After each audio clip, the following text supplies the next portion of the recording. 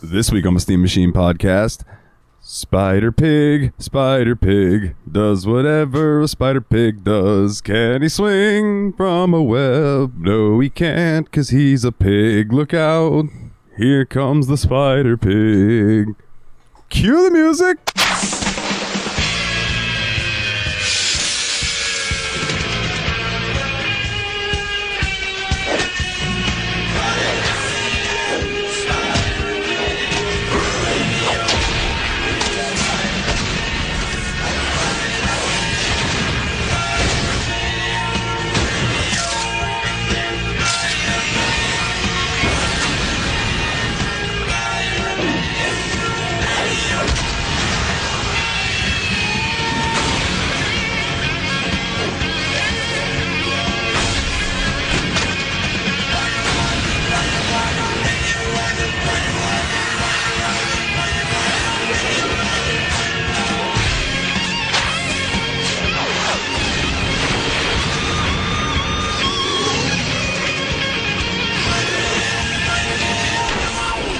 Hey everybody, and welcome back to the Steam Machine podcast. My name is Dalton, and joining me as always are my good buddies, the Destructo Bros.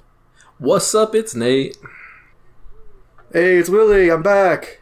Welcome back, my good sir. Welcome back. It is good to have you. Now that we've got the villain of our universe off the episode, the hero has returned. I'm not really a hero. I'm more of an Alfred. We're the Destructo cool. Bros. We are the heroes. Yeah. Oh, yeah, that's true. I'm the narrator. Okay. In the time long ago. Nice. Oh, in a world. Oh, dude. There used to be a comedian. I don't remember his name. It was Pablo Francisco, maybe? It doesn't matter. But he had this joke where he was just like, one nerd, one basement, one dirty magazine, one jar of Vaseline, coming this summer, but not with a woman. It's freaking tremendous, boys. Before I ask you what you guys have been up to these past 2 weeks, because before we even get into that, Gematsu tweeted something today that made my testes feel nice and full. So the ESRB have rated Judgment and Lost Judgment for PC. That is such good news, man. Like, yeah. We have so much Yakuza to play, guys. I've been thinking about, like, we already have a big backlog of it, but I've been like, Judgment and Lost Judgment. I know they're going to come to PC, but I'm expecting maybe a couple more years. Like, there can't be any other big Yakuza news at the same time, for instance.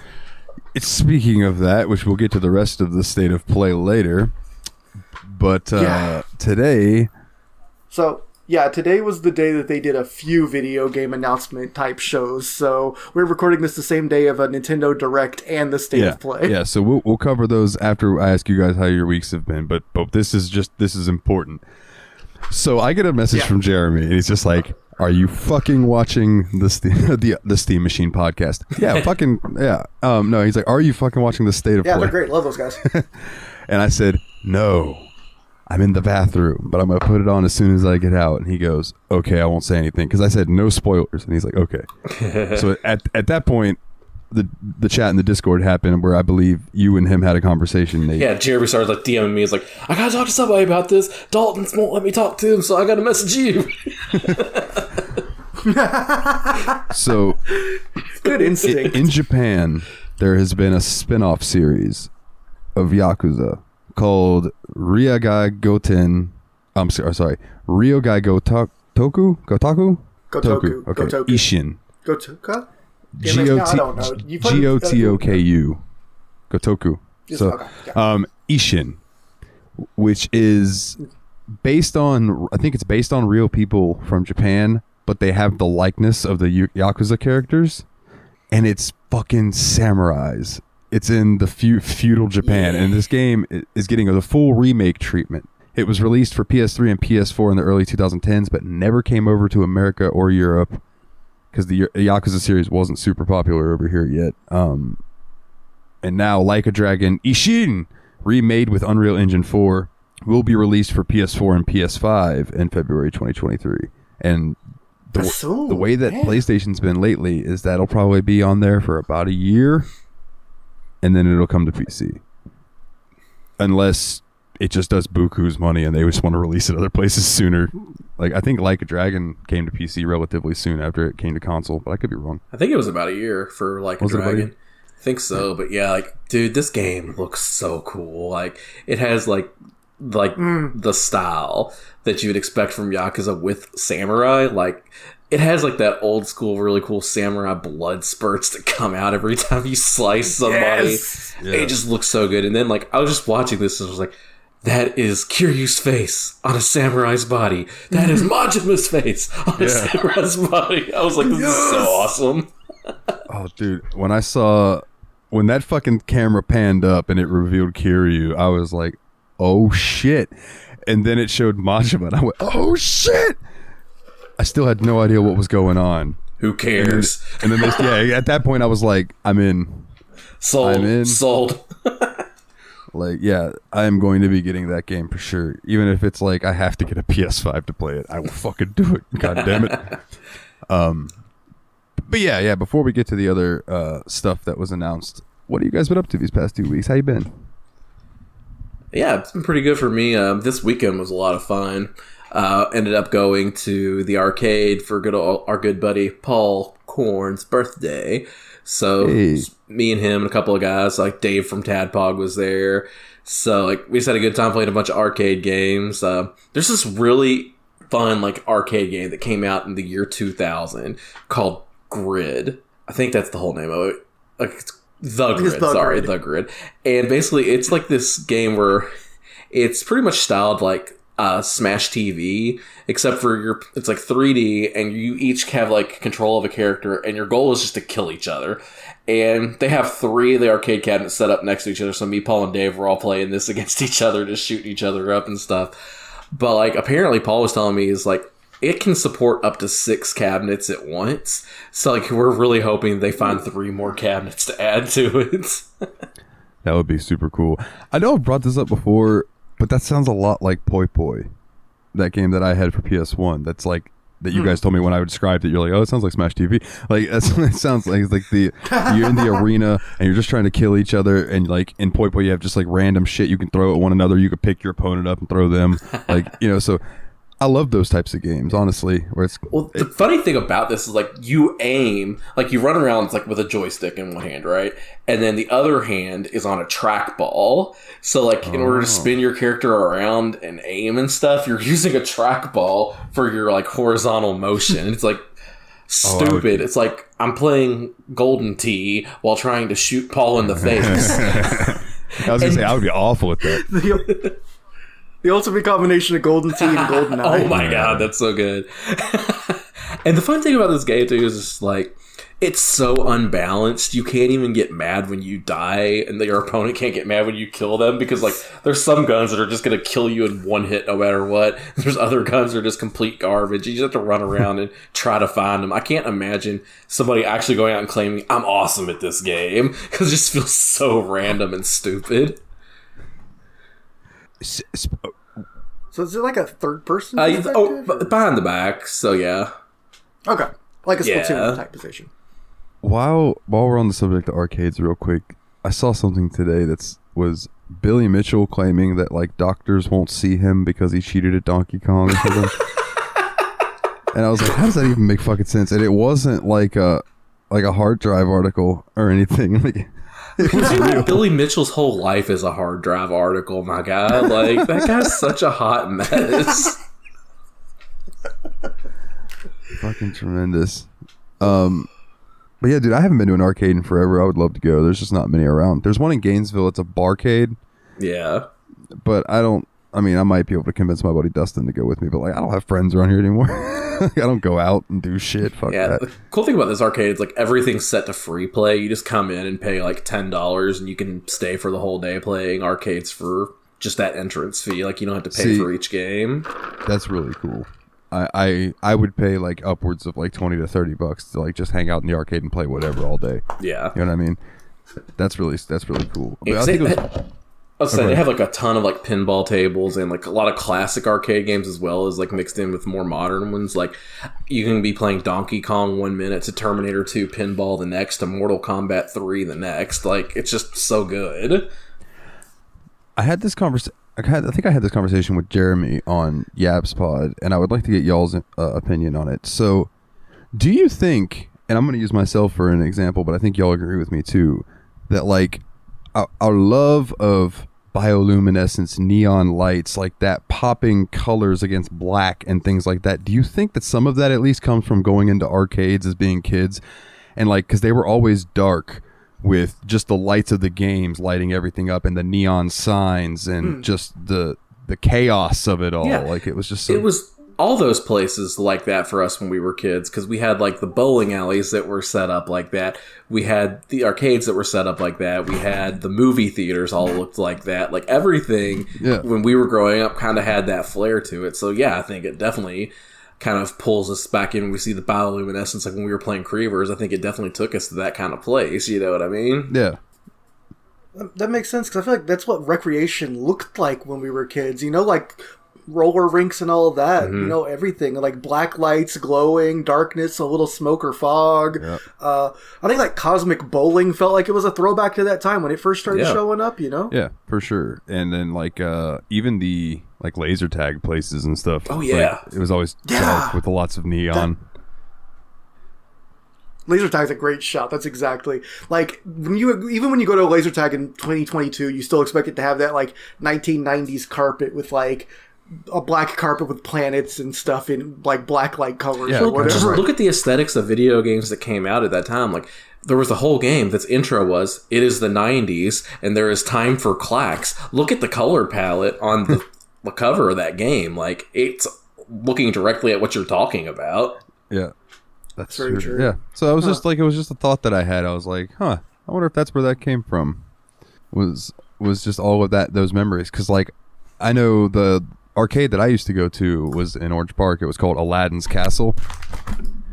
And I wish I still had the like little coins and stuff from there. Because I used to have some Aladdin's Castle tokens still. But they went away. Or at least it's not around here anymore. There might still be some Aladdin's Castle ones open. But... yeah, you don't see a whole lot like that anymore. And that's one thing that I do like about that arcade that we went to is they kind of have that still throwback style to what we grew up with. Like, they're marketing to our age group for sure. And maybe a little bit older, Gen X and old millennials. Yeah, for sure. So, Willie, what you been up to, my brother? I got a little bit better for a while. I got a little bit worse for a while. Spent a couple days just laying around doing nothing. I spent a couple days being super productive. Just kind of been, ongoing, doing what I can. I'm trying to figure out if there's been anything really big that I've gotten into in the last couple of weeks. Was playing a little bit of... I've been playing some throwback solitaire games, man. I found a website with, like, free-to-play browser-based solitaire and started playing, like... Free Cell and Spider with one suit, Spider with two suits, and one called 40 Thieves, which is like a 2-deck game where if you it might seem familiar to you, but I don't know what else it was called, but it's one where you have like a whole bunch of columns. You can only move one card at a time, and what's the goal of it? It's like you can only go through the deck once also, and you just want to try to build full suits from the bottom up at the top. Like you have like eight spaces at the top where you can put an ace if you get an ace, and you put a 2 on top of that. Like Spider Solitaire almost? It's like you have to be... It's like Spider Solitaire, but you build the suits at the top instead of at the bottom, and you can't move multiple cards at once. Because in Spider, you can move everything on the playfield a lot. Like, as long as it's a descending sequence of the same suit, you can move it in Spider. Okay. Well, descending one by one. I mean, it can't be like 5, 3, 2 ace. It has to be 5, 4, 3, 2 ace. Well, you wouldn't be keeping it. Well, you would be keeping an ace on the board in Spider because you can't take it up by itself. You know what, man? Yeah. But it was I'm a fun. big fan of Free Cell, dude. Free Cell is my jam. I think Free Cell ended up being the one I got the most plays out of because I felt like Spider one suit is really brain dead once you've beaten it a few times, and then Spider 2 Cell suit is impossible for me most of the time. The Free Cell hits that like nice balance where you also feel very smart when you get it right, because you do have to plan ahead a little bit, like making that decision between do you want to send stuff up, do you want to keep your cells free, or do you want to try to make free bases on the field, you know? Like, it's a good strategic game.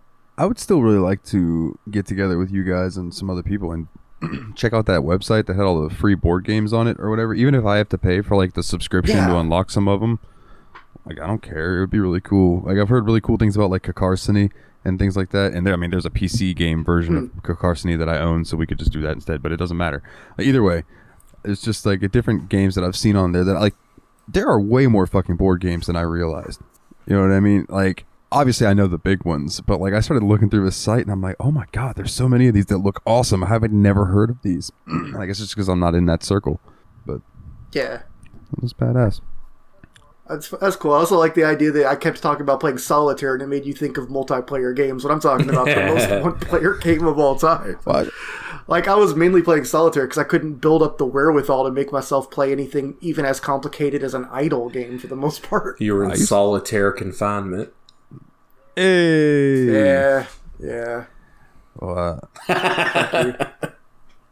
I've just been working and gaming when I can. I have been checking out a game called New World, which Nate pointed out in the chat the other day. He just randomly goes, "Dalton's playing New World. That's weird."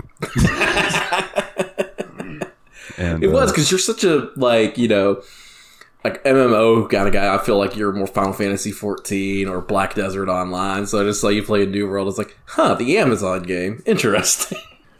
I have a friend who, shout out to Megan, and she was like, you should check this game out because I don't have anybody to play it with. And I would like, so I went and looked and it was on sale. And I was like, okay, if it's on sale and I'll have somebody to check it out and play with, I'll give it a go. So I got it, installed it, figured out what server and stuff to get on, and I started playing it. And honestly, it's pretty chill. I've been having a lag issue, and I don't know if that's because my internet's probably being throttled because of downloading some ISOs. But and by ISOs I mean like the complete or almost the complete every PS1 and PS2 game that I wanted. But I've had a couple different instances of lag issues, but other than that game's really fun. The fucking fishing is a blast, and I can see myself sinking a lot of time into that. So I told her, I was like, fishing is awesome. And she goes, oh my god, I love fishing. I could do it for hours, but nobody ever wants to do it with me. I was like, fucking right. I will gladly just log in and fish for 2 hours. Like, straight up, let's do it. Oh man, fishing buddies in video games is so good, man. That makes me think of Ultimate Fishing. That makes me real happy. Dude. Like apparently, like her hubby quit playing the game. He was just tired of it, and now she has nobody to play with. So I was like, oh, I'll play it. Why not? Nice. Other than that, I did a bunch of swinging around Manhattan, but we'll talk about that in a bit. So, as we mentioned, today was the Nintendo Direct and the State of Play. There were less things on the State of Play, so we'll start with that one. So the State of Play starts, and you get this like view of a cutscene, and it reveals it's Jin Kazuma and Kazuya Mishima, and they are just like fighting and beating the shit out of each other. And there's this moment where it like zooms in on, I think it was Mishima's arm, and he like flexes, and his muscle just goes doosh, and gets like twice as big. It's just like raw. And it was the announcement for Tekken 8. Nice. Good. Okay, that's good to hear. I'm excited for Tekken. Like, Tekken's one of those games that I've always had good feelings about, but never really got into. It's like I think we played like Tekken 2, Tekken 3 a little bit back in the day, but like I haven't been able to find myself back into the series. So maybe 8 will be the one. We'll see. I have Tekken 7, and it's fun for what it is. You know what I mean? I don't want to play it online, but for playing offline and stuff, I have a blast with it. You know, it's like the same way I feel about King of Fighters. It's like I enjoy playing the computer against this. Like, I'm not worried about getting good to play the best in the world at it or anything. I just want to have fun. And I watched I think it was an hour and 46-minute video today on the lore behind Tekken. Are you sure that wasn't just a movie? It was, he covered Tekkens 1 through 7 and the lore behind them. And dude, there's a lot of more shit going on than I realized in these games as far as like the actual storyline. And a lot of it, like, includes Paul. Like, there's like, I think it's like the first 3 years in a row, like Paul makes it to the final battle in the canon story, like of all people. Anyways, and then after that, they announced the Like a Dragon Ishin, which we covered. Some of the other things that were announced that we'll run through quickly were just Star Wars Tales from the Galaxy Enhanced Edition, which is a VR2 game. Demio, which looks really cool, is a VR2 game. It looked like a tabletop RPG where like you could see your friends' floating heads sitting around the table that had miniatures on it and stuff, and you could like roll dice. Yeah, I've come close to pulling the trigger on that game a few times, like Demio, because like a bunch of guys that we know from Tadpog play it. Like I know Dave and Chris Vaughn have played that together, and they seem to like think it's a really great game. They've really enjoyed that one a lot. I've come close to just pulling the trigger on it a few times, just haven't quite done it yet. Yeah, man. One of the things that I've been like thinking about, like now, like what to save up for, it's like a graphics card and also an Oculus is like up there. I'm like, oh, that would be so fun. So the next thing that I saw announced was the Hogwarts Legacy thing. They're getting a PlayStation exclusive quest, which cool for PlayStation users. Pacific Drive, I don't remember. That was like the game. I think it was like you're driving through they were talking about the contaminations. It reminded me of Stalker, but instead of being a Stalker game, you're just driving a car through like irradiated zones and stuff. It looked interesting. They explained PlayStation Stars, which I skipped over because I don't care. Bandai Namco announced a new game that's a new mecha game called Sin Duality. And then they're doing Stellar Blade, which is a new like JRPG hack and slash game. It looked pretty fucking sweet. Also Rise of the Ronin, which is being developed by Team Ninja as a PS5 exclusive for 2024. Gives me vibes of maybe it's like a Ghost of Tsushima-esque sequel or like a spiritual sequel to that game, because I think it's the same Team Ninja. I could be wrong about that, and people could be shouting at me in the as they're listening, but I can't hear you. Haha. The big announcement for this one though was the story trailer for God of War Ragnarok. Nice. Which looks badass, and they also of course have a limited edition DualSense controller based on God of War Ragnarok that will be available soon, which Jeremy's like, gotta get that controller, and I was like, yeah, I didn't care about the controller, I just wanted to see the game. And it looks sweet. The God of War is one of those series that I've never gotten to play that I think just looks so cool. The original games are much different than the newer ones, but like the newer one is more, I think, like Souls-esque, but not Souls brutal. Okay. I was kind of imagining something more in the lines of like the Bayonetta, Devil May Cry, Onimusha type. That's how the original games are more like that fast-paced hack and slash beat 'em up, where the new one is very much a methodical beat 'em up with lots of story. And the cool thing I thought about the newest God of War was that there were no load time or no load screens. Like the game was one fluid shot throughout the entire thing, and they masked load screens behind, just clever things like walking and talking with Atreus and things like that, and the game would load as it did that. Dude, I will say, games that do stuff like that, like where you go so long without a load screen, I wonder, it makes me worry so much about auto-saving. Like, I never know when those games are auto-saving. It's like, for instance, like we were playing Spider-Man, I had no clue when the game had auto-saved, ever. Yeah. I feel like Spider-Man's autosave is really aggressive, because it feels like even if you die, it resets you right before the fight you were in was caused. But if that was like a random crime or something, then you just don't have that crime anymore. Yeah. It just doesn't happen. I got beat up during crimes a couple times. I'm a bad Spider-Man. Random mooks that were just shooting up a fucking convenience store and ended up killing Spider-Man in a couple alternate universes. The Nintendo Direct, I'm not going to go through everything because there was a lot, but it's really good if you like farming, apparently. Yeah, dude, and you know what? I do. So I'll tell you what, I watched the first 12 minutes of it. My big takeaway is the funniest and yet best idea I've ever heard is definitely Fist of the North Star fitness boxing. That is hilarious. That's amazing. When I first saw that, I was like, it's fucking brilliant. Like, the moment I saw it, I'm like, yes, I would burn 1,000 calories. fuck yeah. The big announcements were the final trailer showcased in the direct was that Breath of the Wild 2 now officially has a title. The Legend of Zelda: Tears of the Kingdom. That's good. Yeah, it was a nothing burger of a trailer, but it gave the title, which is all they really needed to do to get people excited. It had a release date too for 2023. Yeah. And when I saw the title, The Legend of Zelda: Tears of the Kingdom, I went, "Oh man. I didn't know they were making a hidden object game. That's so cool." But yeah, man, it was a pretty nothing trailer, but like the one scene of him like diving in the sky and then floating with the rock and shit, I was like, oh, that's cool. Missing Artifact 12, Tears of the Kingdom. The first fucking thing they showed, immediate boner for me, the new Fire Emblem game, Fire Emblem Engage. I was like, oh boy. I really liked Fire Emblem Three Houses. That game was really good. Wasn't that your first Fire Emblem game too? Yep. So that's really cool that the series like grabbed you right there and you were just like, hell yeah, I'm about this life now. Yeah, dude, I beat that game and I was like, and you know what? I fucking regret it. When I first got my Switch and played through all the games I had beaten, all the games that I had, except Octopath Traveler, because that game is long.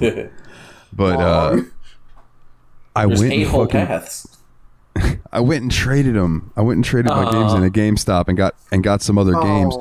So now I don't have Fire Emblem Three Houses anymore, and I really want to play it again. Fuck. But I could probably catch it cheap now on like Amazon or something, order it and play it again. Yeah. I know I could emulate it if I wanted to, but really, I really liked how that game ran on Switch. So like, I don't mind, getting it again. Anyway, especially having the opportunity to play that handheld if you just want to go lay in bed and look at pretty anime girls and make them fight people. Yes, sir. My first takeaway from that trailer was, it is so wild how diverse and different the design of Fire Emblem characters is, because when the moment they put one in Smash, they're like, oh, we gotta get the blue-haired one with the sword.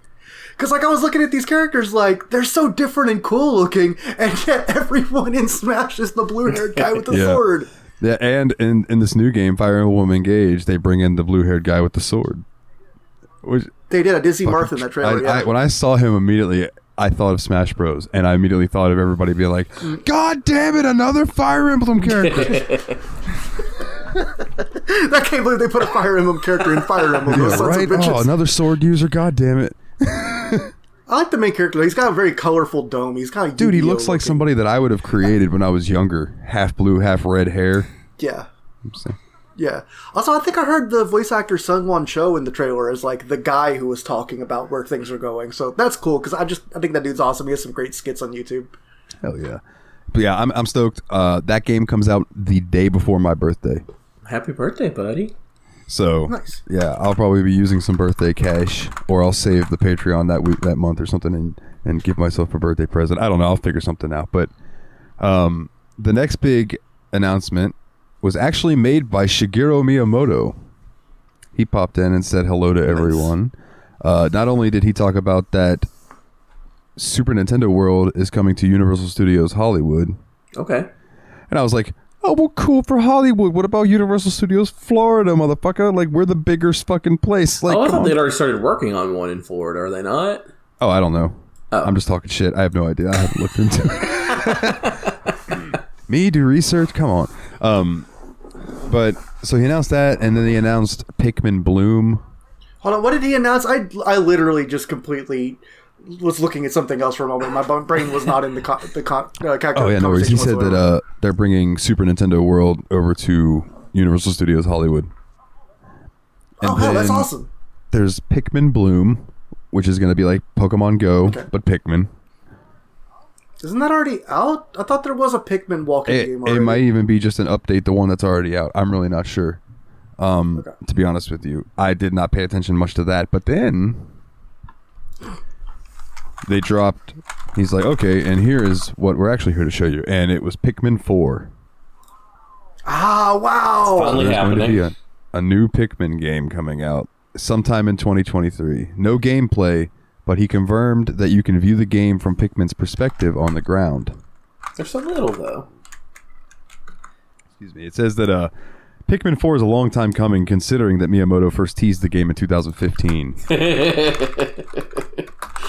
So, in further proof that our Discord is monitored by the gaming gods, they announced Kirby's Return to Dreamland Deluxe. Nice. Yay.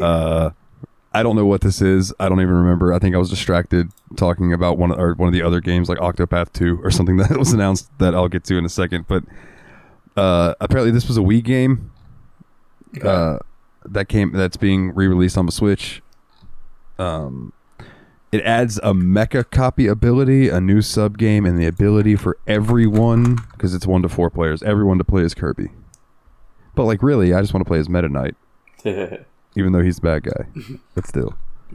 He's the anti-hero of Kirby. Yeah, he's a good boy at heart. He's just fighty.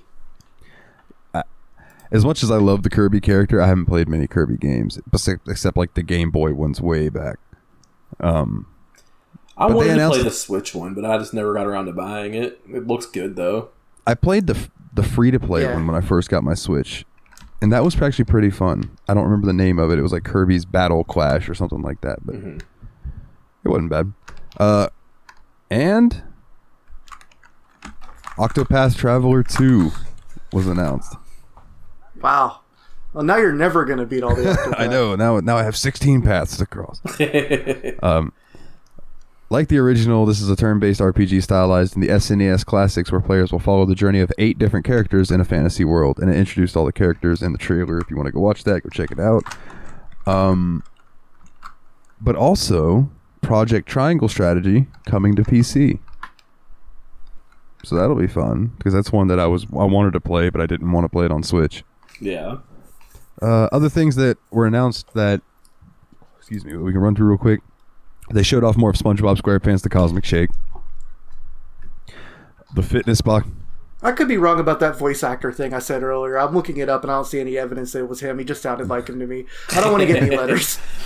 They're remastering Fatal Frame Mask of the Lunar Eclipse.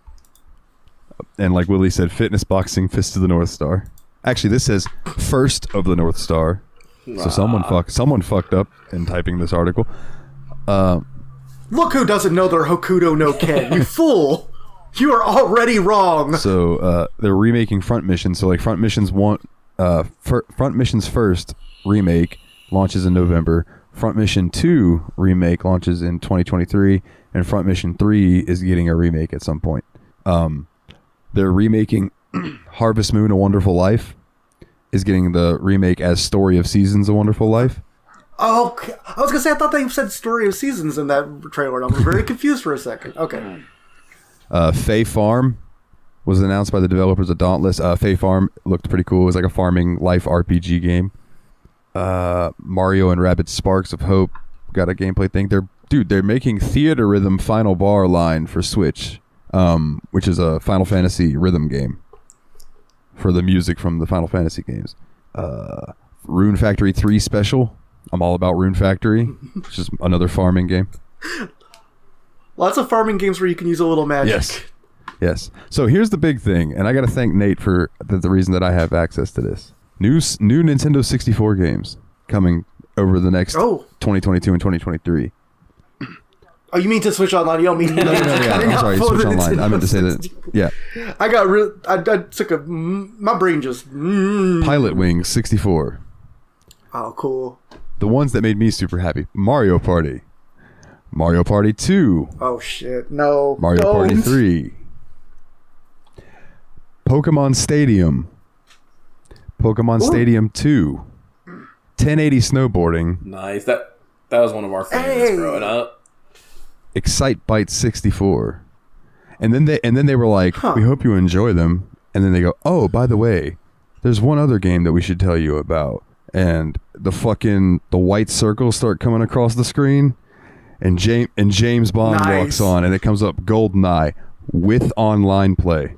And I was like, oh shit. I don't even remember liking GoldenEye all that much, but I used to have a blast playing with my friends. So like playing online would be real fun. Yeah. Yeah, like and I haven't tried this on Nintendo 64 online, because like I know on Super Nintendo and Nintendo you can play 2-player games online with your friends. Can you do that? I guess that's what it's saying you can do, right? That you'll be able to get 4 of your buddies together and pretend like you're sitting in the basement playing GoldenEye in front of the old tube TV, huh? Yeah. Yeah, for sure. I hope they do that with Mario Party 2 and Pokemon Stadium. Yeah. Are you? It would be literally pointless for them to put the Mario Party games on there and make them one. Oh, I guess it could be local multiplayer. Yeah, but it's better if you can play with us. Yeah. You know? Yeah. We're in such an online world now, it'd be really kind of stinky for them not to. Yeah. Let's see. Factorio is coming to Switch. So that seems like a good Switch game. I thought so too. Like, because it's the top-down perspective 2D. Just it's got that thing that's like between a portable game and a game you want to sit at a console all the time. You know. For sure. Let's see. Atelier Ryza 3, Alchemist of the End and the Secret Key launches February 24th. Is that a point and click, like a hidden objects game? Hidden object game? Hidden objects. It is actually a potion brewing, like an alchemy JRPG. So like, think JRPGs with battles and things like that, but like you're going out and finding ingredients and like mixing alchemy and stuff. It's I don't know too much about it. I just know that James from the JRPG Report really fucking likes it. The Atelier games. I feel like the Atelier games are something you've either never played before or completely love. I've never heard of anyone being like, man, fuck those games. Yeah, me neither. Like I know some people haven't enjoyed the original Atelier games had a time limit, like a I don't know what you would call it. Like I guess like a certain amount of days that you had to complete what you were going for. Gotcha. And if you didn't complete it in that amount of time, you would fail the game and have to start over. But they've gotten rid of that in newer Atelier games. And I guess it's Atelier. I don't know. I learned today that technically Tekken is pronounced Tekken. Like Tekken. I've never heard an English user double the K like that though. Yeah, Tekken. Like it sounds really weird in English. It's like Alex Trebek level of it's Liam Neeson and Tekken. It's like if you are not get out. That was good. Harvestella got a demo.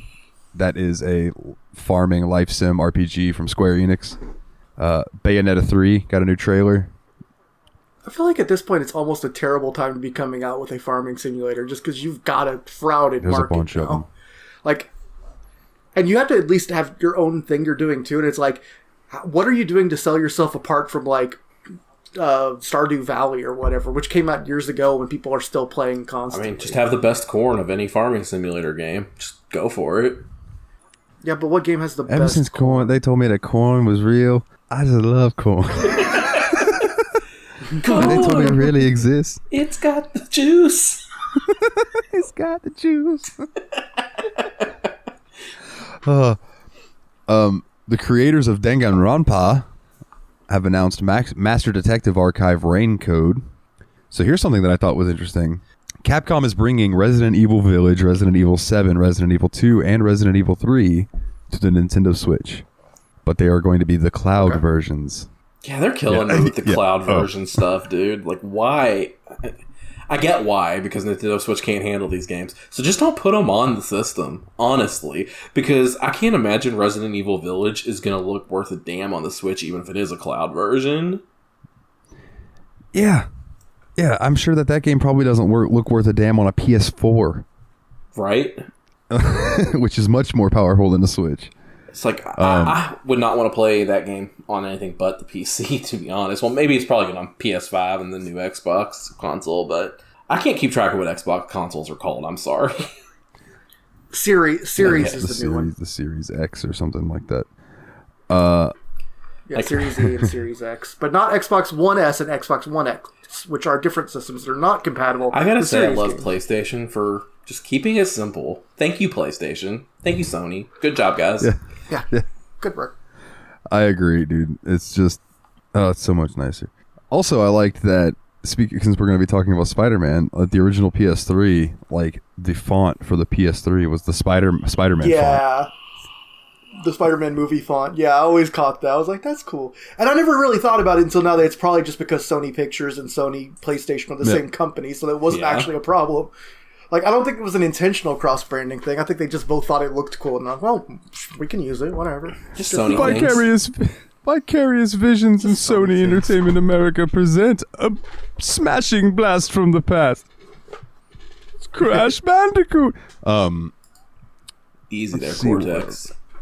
Crisis Core Final Fantasy VII Reunion launches December 13th. Wish I had an open spot on the old factory sealed fantasy league, but oh well. Radiant Silvergun launched today. That's a name. Whoa! Do you know that? Isn't that an... Never mind. I think I might be thinking of something else. I've seen people wear t-shirts of it. It's a really, really beloved classic game. I just don't know what... Is it... I don't know what it is. Is it I don't want to guess. Because, like, part of me thinks is... Like, there's a half of my brain that's absolutely certain it's a bullet hell shmup, and there's another half of my brain that's absolutely certain it's a JRPG. Okay. Well... I hope it's neither. I know. It's a farming game. I'm just absolutely screwed. So I do want to say that this game on eBay is rated 5 out of 5. It was released for the Sega Saturn. It still could be either a JRPG or a shmup. And it is a shoot 'em up. Yeah. Yay, okay. It's Treasure. What's it by? Treasure. Okay, it's okay. Its designer So it is kind of designer was a Hiroshi Iuchi? Iuchi, I think. Okay, yeah. So that came out on Switch today. And then they're doing a Tales of Symphonia remaster, which I was like, wow, I did not expect that at all.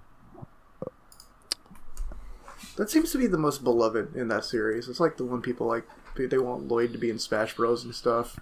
And then, like, there were a couple other things that I skipped over, but then, like, the sizzle reel was just Life is Strange Arcadia Bay Collection, Romancing Saga Minstrel Song Remaster, Lego Brick Tales, Disney Speedstorm, and Fall Guys. That is just such a dizzying whiplash of different kinds of games. Yeah.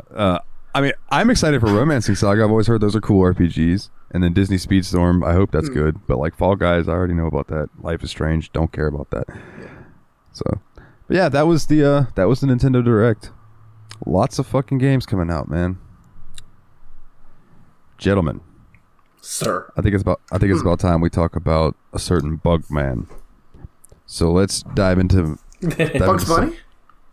Dubs. Marvel's Spider-Man Remastered. It's remastered. But the original is a 2018 action-adventure game developed by Insomniac Games and published by Sony Interactive Entertainment. Based on the Marvel Comics character Spider-Man, who would have guessed, it tells an original narrative that is inspired by the long-running comic book mythology, while also drawing from various adaptations in other media. The main story, the superhuman crime lord Mr. Negative, orchestrates a plot to seize the control of New York City's criminal underworld. When Mr. Negative threatens to release it, redacted Spider-Man must confront him and protect the city while dealing with personal problems of his civilian persona, Peter Parker. What? Spoilers. Huh? Spider-Man is Peter Parker. Oh my god. Next thing you're going to tell me is that Batman is Bruce Wayne. Was the Jesus. I thought Peter Parker was the guy that makes the gadgets for Spider-Man. Boys, sit down. We need to have a talk.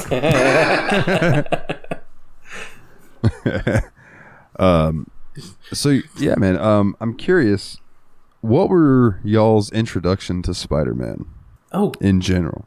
I feel like Spider-Man's always been around. Well, I mean, yeah, but right? like when you were a kid, like what was your first memory of being like, whoa, that's Spider-Man? Like, and was it a video game? Was it the show?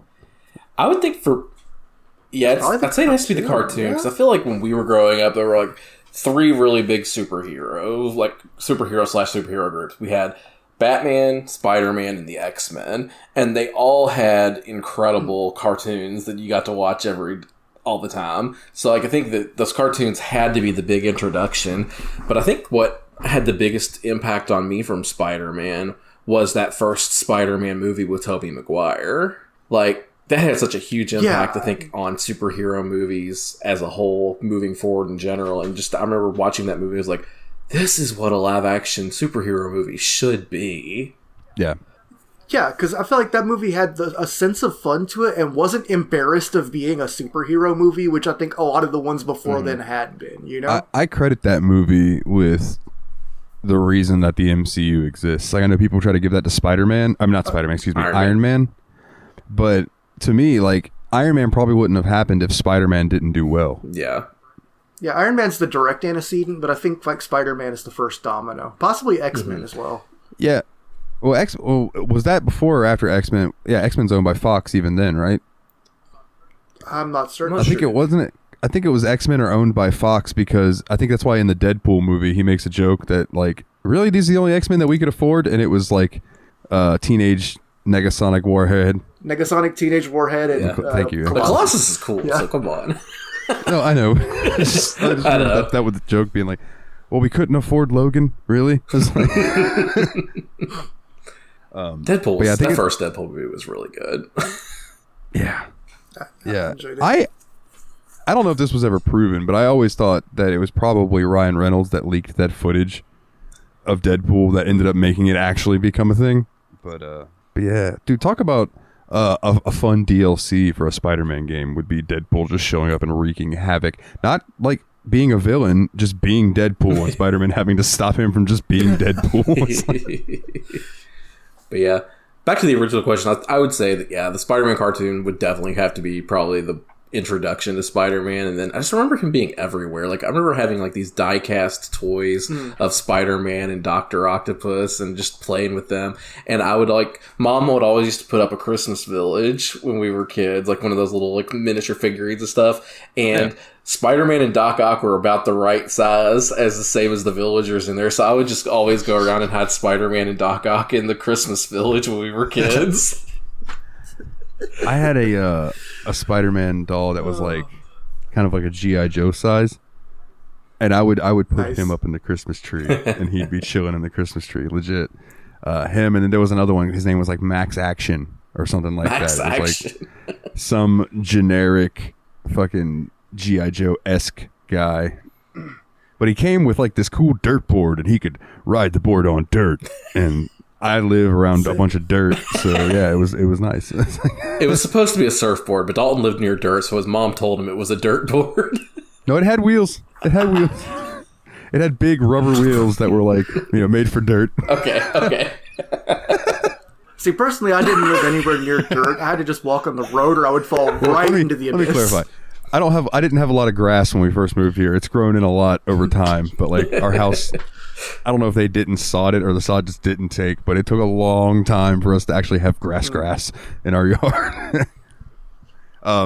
Yeah, I think my first introduction to Spider-Man was probably, so my grandma used to go to like garage sales and stuff, and she'd get me little toys and things, and one day she came home with a couple superheroes, and I think one was Spider-Man, and I still have one around here somewhere. It was, who was it in Iron Man that got the Iron Man suit, but it was silver?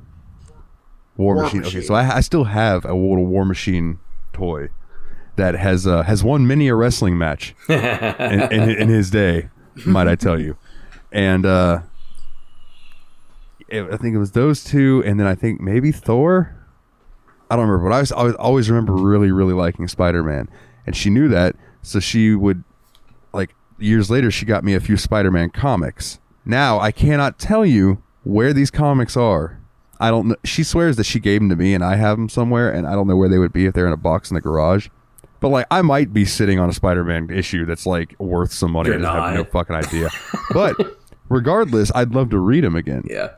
Because I have a stack of comics sitting over there, and I don't even know if any of them are Spider-Man, except I have the Spider-Man Deadpool crossover. Help me out. What are they called? Where it's all the issues put into the one book. Compilation? It's like a compilation, but they're... Thank you. Trade paperback? The trade paperback. God damn. I know our dad had a lot of comics when we were growing up, but I don't know what happened to those. Or do you have any idea, Willie? Like Dad's old comic collection? No, he had a bunch of long boxes of like old 70s and 80s Deadpool, or not Deadpool, sorry. I don't think Deadpool was around yet. Daredevil, Spider-Man, Superman, and I think it's some Swamp Batman Thing also. in there too. He did. I think he did have some Swamp Thing. Yeah, he had a couple of like random issues of a few things, but I feel like most of them were those guys. The one comic that I have that like, it's really not worth a lot of money, but I like it a lot, is I have a hardcover version of The Killing Joke. Nice. And like that's such a fucking intense comics. Like man, it's brutal. But yeah, I enjoyed the shows too. Like you said, Batman, Spider-Man, X-Men were badass. In fact, like while I've been playing Spider-Man, I've been watching Spider-Man the Animated Series. Now, I mentioned this on Patreon, but I'll mention it for the regular listeners too. So my dumbass was searching Spider-Man the Animated Series, because that's what everybody refers to it as. Could not find it. I'm looking on Disney Plus. They have everything I've ever wanted to watch for Spider-Man except Spider-Man the Animated Series. So I go to Google finally, type in Spider-Man the Animated Series, where to watch, and it pops up. Marvel Spider-Man, also known as Spider-Man the Animated Series. And I went, son of a bitch. I went to Disney Plus, typed in Marvel Spider-Man, first thing popped up. I was like, damn it. So I started watching it, and man, that show holds up. My only complaint is that sometimes, because of the format of those shows, things happen at a very rapid pace, and there's not a lot of time to explain like the backstory of what's going on, like you could in the comics, where they could flesh it out over an arc type thing. Yeah. They didn't do any like 5-part episodes like X-Men not in the first did. Season. That's what I was going to get to, is that it didn't. In the second season, there was a 3-part episode about like Hobgoblin, and or it might have been in the first. There was like 2 episodes about him in the first one. But anyway, there was like a 3-episode arc in the second season that had to do with, I think it was Fisk controlling Dr. Octavius, Electro, Rhino, some other villains too. Mysterio, who, it's weird, every time he shows up in the show, all I hear is fucking, who's that jumping out the sky? R-E-Y Mysterio. Here we go. No, but and then there's like a 5-part episode about Morbius. It's either in season 2 or season 3. And I was telling you guys that I had I think it's called Trypophobia trigger from Morbius's hands, because he has these weird like fleshy holes in his hands that he uses to suck blood from people, and that just freaks me the fuck out. If I remember right, he had fingers that looked like lamprey eels. Well, in the cartoon, like they're on the palm of his hand. I remember seeing it in the finger, but like, palm? But yeah, it's just the creepiest looking shit, and it's like a 5-part episode where like Spider-Man can't figure out what to do for the first 2 episodes, and then Punisher shows up, and so he's having to deal with both of these guys because Punisher's trying to kill Morbius. Punisher can't kill Morbius, so then fucking Blade shows up. And Blade's after Morbius, and Blade and Spider-Man are working together because Blade has a vampire compass that will lead them right to where Morbius is at. And I'm just like, it's amazing. It's such a fun just think of all the trouble Simon Belmont could have been saved if he just had a vampire compass. Right? I love when Finder technology uses a word that cannot possibly be right. Like vampire compass implies that there's vampire magnetism. It's like the Dragon Ball radar or something. You think that they're giving off sound signals? Oh wait, that's sonar. What's a radar? Radiation. But yeah, it's been a really fun watch. Going back and watching them again, like, because I can, like, some episodes I'll watch them and I'll be like, I don't remember this, and some of them I'm like, oh, I do remember this. I remember watching this when I was fucking 7 or whatever, you know what it was back then. Dude, the funny thing is like, I was watching Batman the Animated Series while we were playing through all the Batman games, and I didn't realize that the Jingle Bells Batman Smells thing actually came from the Batman Animated Series. Like, I thought that was something that had been around for forever. And maybe it was, maybe they just used it in there too, but it cracked me up. They were referencing a previous song. I actually was reading a really interesting article where someone was trying to determine, because that song had like it's a children's folk song, and it had like different variations throughout the world until like the early 90s. And it's because it was used in the Batman cartoon, and then it was used in The Simpsons very shortly thereafterward. And after that, all the regional variations disappeared, and pretty much everywhere in the world they used the version that was used in The Simpsons. Man, speaking of The Simpsons, this is just random, but and I might have already talked about this before, but I watch the clips on Facebook every now and then, and I stopped on one that was Family Guy, and Peter was in the hospital, and they were talking about something, and she's like, get some rest, Peter, you need it, you know, you're out of it, you're on drugs, whatever. And he goes, Lois, We try to act like we don't take a lot from The Simpsons, but we take a lot from The Simpsons. And it just cracked me up because I was like, I'm glad that they realize, like, they can make jokes about the fact that, yeah, I mean, everybody's going to take from The Simpsons. That show's been around so fucking long. Simpsons They've did done it, everything on there. Simpsons did it. My favorite episodes of South Park. To me, the weird thing about those weird like rewatching bits of those old animated series is like you'll see a bunch of stuff that you don't really remember, and then suddenly you'll see like one shot that suddenly brings you back, like one single animation cell, and you're like, oh shit, this castle, I absolutely remember where I was eating oatmeal and seeing this as a kid in the morning. Yeah, it's wild how they'll do that. Absolutely. And that's why I really want to go back and I want to see, and because it's owned by Fox, I don't know where it was. Gotta do X-Men. That's what I was going to say.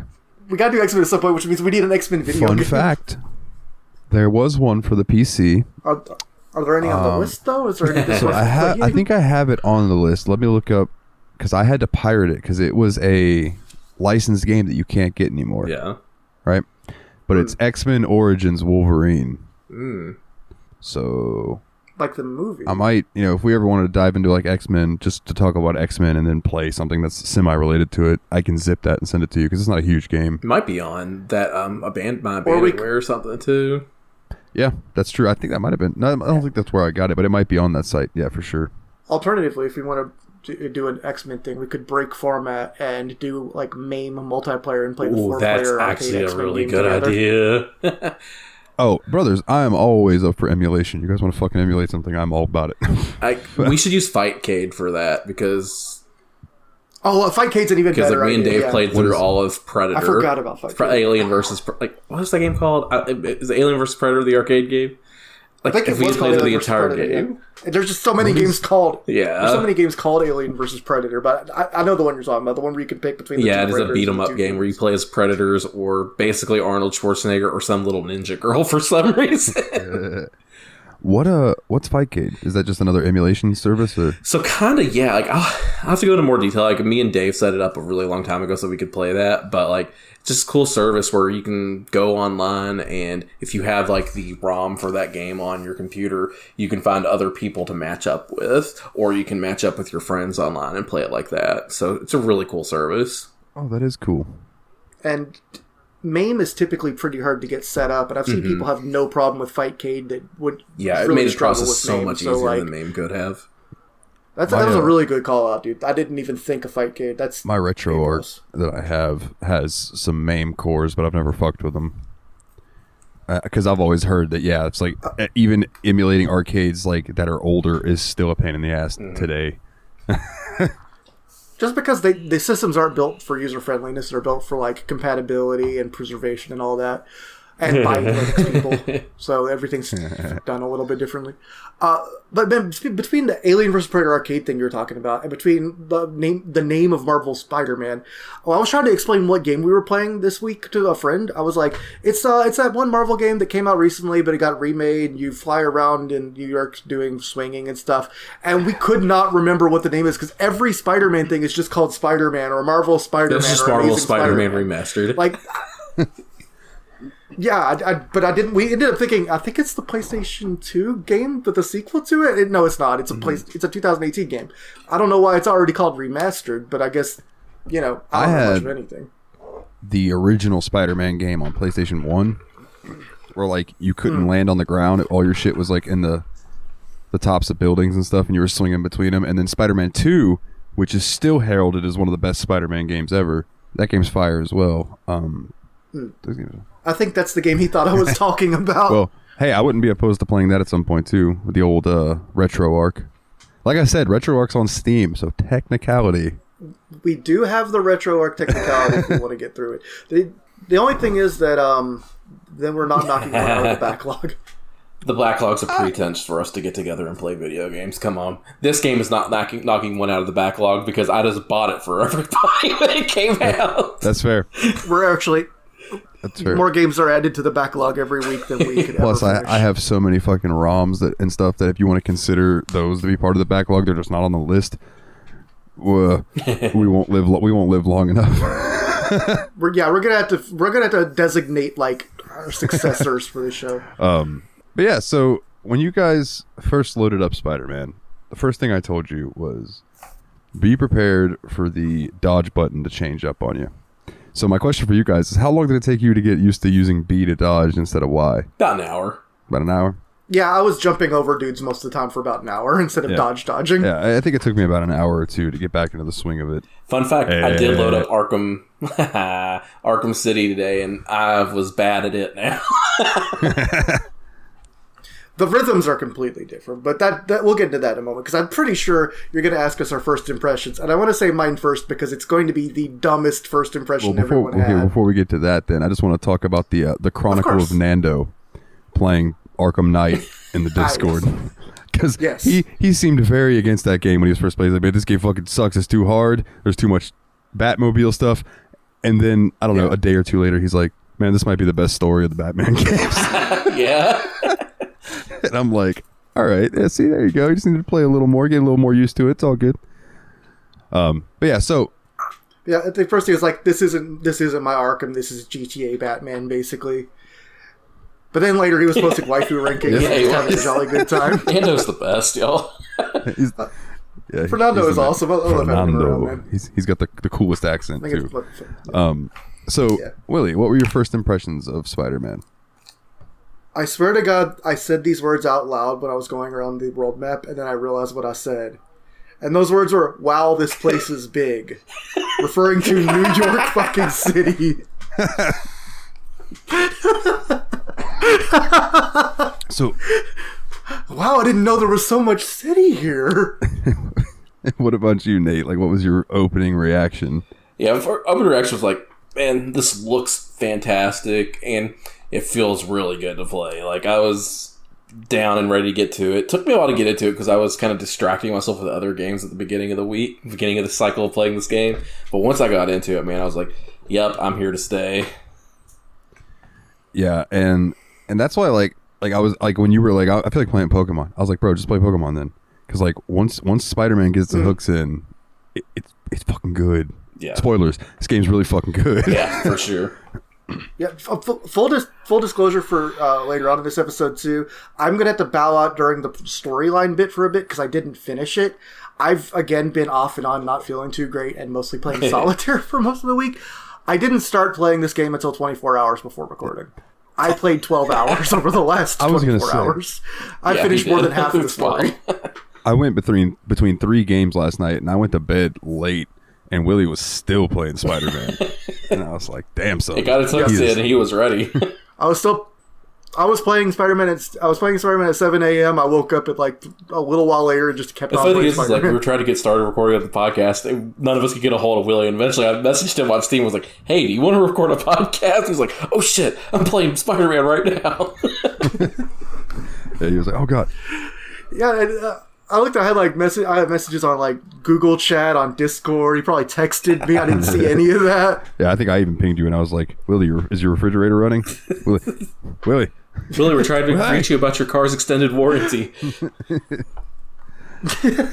No, but then he sent me a Steam message that actually popped up on the Steam overall. I'm like, oh! I always forget that's a thing. It's 11. Like if somebody's in game that you should do that because it'll ping them in game. Yeah. Like, hey, I'm glad I thought of that because I was like, that was very smart. I probably would have checked again in around an hour, but I probably would have been playing for another solid hour. If you didn't that speaks volumes to this game. So I'll give my first impressions, which were on the PlayStation 4. Which, there's something that I didn't realize. That doesn't use the Spider-Man font. Should have used the PlayStation 3. I wish. Well, no, actually, I don't wish it would have come out on PS3. No, because then I might have bought it for the PS3 and it wouldn't have been as good, because this game is really, really quite... So I have a fun fact about a difference between the two, but we'll cover that in just after I give this. Like... There's no saying the PlayStation 4 and 3? There's 4 and 3 as one. God damn it. To quote Yabspod, scratch Willie off the friends list. So, I got this game. Like, I had been wanting to play it, but I pulled the trigger because me and my dad were going up to New Jersey to then go visit New York City. My dad wanted me to go see Manhattan, New York City, and all that. So I got this to play while I was there because I was like, fuck, I mean, like, if I'm going to be in New York, I'll play a game that's based in New York. And I want to say that almost skewed my love of this game a little bit in a good way, because there are places I can swing by in the game that I went to. Chelsea Market. You guys probably would have seen the High Line, which is like that big raised, it used to be a train track, but now it's a walkway with like the trees and the benches and stuff. I saw a girl in a dress laying on one of the benches. It was like this long chair, like a lawn chair, but it made out of stone. She was laying on that. This girl gave no fucks because she was sitting knees up, legs spread, no undies, just giving everybody a show that walked by. She was a cute girl, didn't give a fuck, was just scrolling through her phone, whatever. Like, it's New York, baby. Yeah, exactly. Nobody gave a shit. Nobody even looked except me because I'm a tourist and I was looking around. You know what I mean? Nobody else gave a fuck. It's all about, like, straight ahead. Like Taz, when I used to listen to Taz when he had the Taz show, he used to say, when you come to New York, just don't make yourself look like a tourist, you'll be fine. Don't look up. Nobody who fucking lives here looks up anymore. We all know they're tall buildings. Nobody gives a damn. Like, he goes, somebody catches you looking up, immediately know you're not from New York. They're probably going to fuck with you if they are that type of person. So I tried to remember that when I'm walking around, I would like glance up but not lift my head. It's kind of like I'm like, damn, those buildings are tall. But I didn't give a fuck. I would look around. Like, who's gonna try to mug me? I'm 6'2", 340 pounds or whatever. You know, like, I might be a little less than that now, but back then probably. Dude, I'm not even as tall as you, but I have that same problem where I feel like, who's gonna fuck with me? I'm a big old dude. I'm just like 5'11", thinking I'm the biggest dude on the street. That's my problem, dude. I don't look at anybody and see them as being bigger than me. I have a like stupid personality in that regard. Dude. Nick just strolls into Shadow of the Colossus like, dude, that's another fucking game that I hope gets released on PC eventually, is Shadow of the Colossus. That game looks so good on PC. Holy shit. The difference between the PS2 release and like the next gen HD version where they got it up to high frame per second and got rid of the fog, it's just ridiculous. Yeah. And it was already a beautiful game. I played the PS2 version. And it was a beautiful game already. And I'm already starting to talk with a New York accent think about New York. I swear. It's a beautiful game. It's a fucking beautiful game. I'll be at work in the cooler, be like, this fucking guy. That's what I did last week with the fucking Arnold Palmer. Yeah. We've played a bunch of games with New York accents. And I got to be careful at work because there's a lady I work with who's from New Hampshire. So, like, I don't want her to think I'm making fun of her when I do that voice. So I have to be, like, by myself when I'm doing it. I'm not making fun of any. I like the New York voice. I think it's very fun. I love it. It's so my. It's like it sounds aggressive and friendly at the same time. German. It's weird. Yeah, kind of actually. It's like reverse German because it sounds friendly in the opposite way and aggressive in the opposite way. So I think I sent this to a PM to Nate because you hadn't gotten there yet. But I'm going to copy it and send it to the chat now so you can see the difference. But they recast Peter Parker in the remastered version. Throw that out of context, Dalton. Okay. I also threw it in our group chat, but so. Okay. The group chat. Basically, in the original PS4 version, Peter Parker looked like he does on the left. In the new version, he looks like he does on the right. And basically their explanation was, well, because we were doing the remaster and things were going to look clearer and better, we just wanted somebody who looked better. Like, not in such a mean way, but like that's basically what they said. So they went from the original dude to the new guy, and the new guy is some British model who did the model for the character. Yeah, I like the new guy. Let's look better. Because to me, and tell me if I'm wrong, Willie, the old model looks a lot more like Harry Osborn to me. Yeah, I could see that actually. So Jeremy disagrees with us. Of course, he prefers. Of course, he's the villain. He likes the original guy. He says it's more homey. It reminds him more of comic book Peter Parker as opposed to good-looking Andrew. He does say that the new guy looks like he's very the Andrew Garfield, which I think is the current. No, isn't that the current Spider-Man? No, Andrew Garfield is the last one before we have Tom Holland right now. Tom Holland. Thank you. That's the name I couldn't think of. He said that this guy, the new guy, has a more Tom Holland look. I agree with that 100%. Okay, yeah. I was thinking the games the characters in this game look like they make me think of the movies without being directly. But Norman Osborn drives me crazy because he just nobody looks like Willem Dafoe but Willem Dafoe, and I need Norman Osborn to be Willem Dafoe. Yeah, I get it. I don't disagree with that, but like all the other characters, spot on in my opinion. Like, I'm not afraid to admit it. I have a massive crush on MJ from this game, and Black Cat. Like, I don't know how much you guys see of Black Cat in the main story, but she's like has to do with the first DLC, the heist. Oh my god, bro! Like, tight leather, primo. That's all I'm gonna say. It's primo. But yeah, I thought that was interesting that they decided to recast Spider-Man in a video game, and like, I don't remember anybody making us think about it, and that surprises me. Yeah, because gamers do not like change. You are not wrong there. Very true. Maybe everybody's just like, yeah, this model is better. Like, the only people who disagree are people like Jeremy, so who really cares? But we love you, Jeremy. Yeah, man. Yeah, we love you, buddy. He knows that.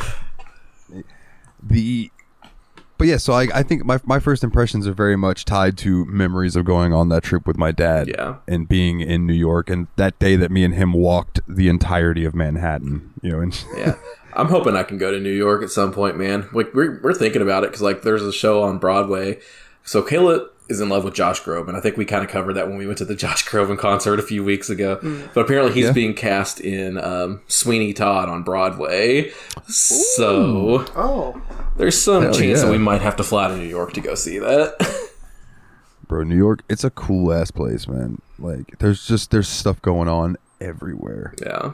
And like, you know how like in this game there's like crimes and things going on all over the place. I'm sure that that's going on in New York as well, but like, instead of being like crime locations on the map, it's more like you go to this location and there's a random jazz band just playing in the park, and then you go over here and there's a dude sitting there just playing a fucking Gibson Les Paul with a little amp set up, and then, you know, you can cross the street from that guy and you can go into a German bar and get some fucking pretzel and bratwurst and a beer. And it's just such a cool place compared to this shitty little town I live in here in Keystone Heights, Florida. I feel you, brother. I feel you. I do have some envy for people who live in walkable cities in general. Oh, dude. And when I was in New York, I told my dad, I said, dude, I would sell my vehicle if I lived there. My brother moved there and sold his car. Yeah. I feel like you'd be crazy to drive in New York like my City. Uncle Dennis. Nah, we ain't gonna take the train in. I'll drive in. I'll find us a parking spot. Don't worry about it. That's actually the last thing you said is the part that's I used to be scared of parking in downtown Louisville, which is a city that's less than 1/10 of that size. I can't imagine trying to find parking in an entire city. We found a parking garage that cost us, I think it was like $35 to park there for the day at $40. It might have been more than that. I don't know how much my uncle dropped on it, but it was like we could park there for 6 hours, and then any hour after that, it was another $20 or something like that. Sheesh. So, yeah. And, dude, there are places in New York, and I promise I won't rant about this too much, but, like, there are places in New York that you can go and park, and you know those things that they have at mechanic shops that lift your car up? They have those in the parking lot, and, like, you go in, and they will, like, pull your car up on that, and then lift that shit up, and then park a car underneath it. God. Just so they have more space to sell parking spots. Like, that's how many fucking people live in New York. It's nuts. But that being said, this game does a very accurate depiction of New York, sans certain landmarks that are in the game, like, you know, the Avengers Tower, which absolutely should be in New York, even if it's just there, like the Statue of Liberty. Like, it should just be a big even if there's nothing in it, just make it cylindrical. Yeah.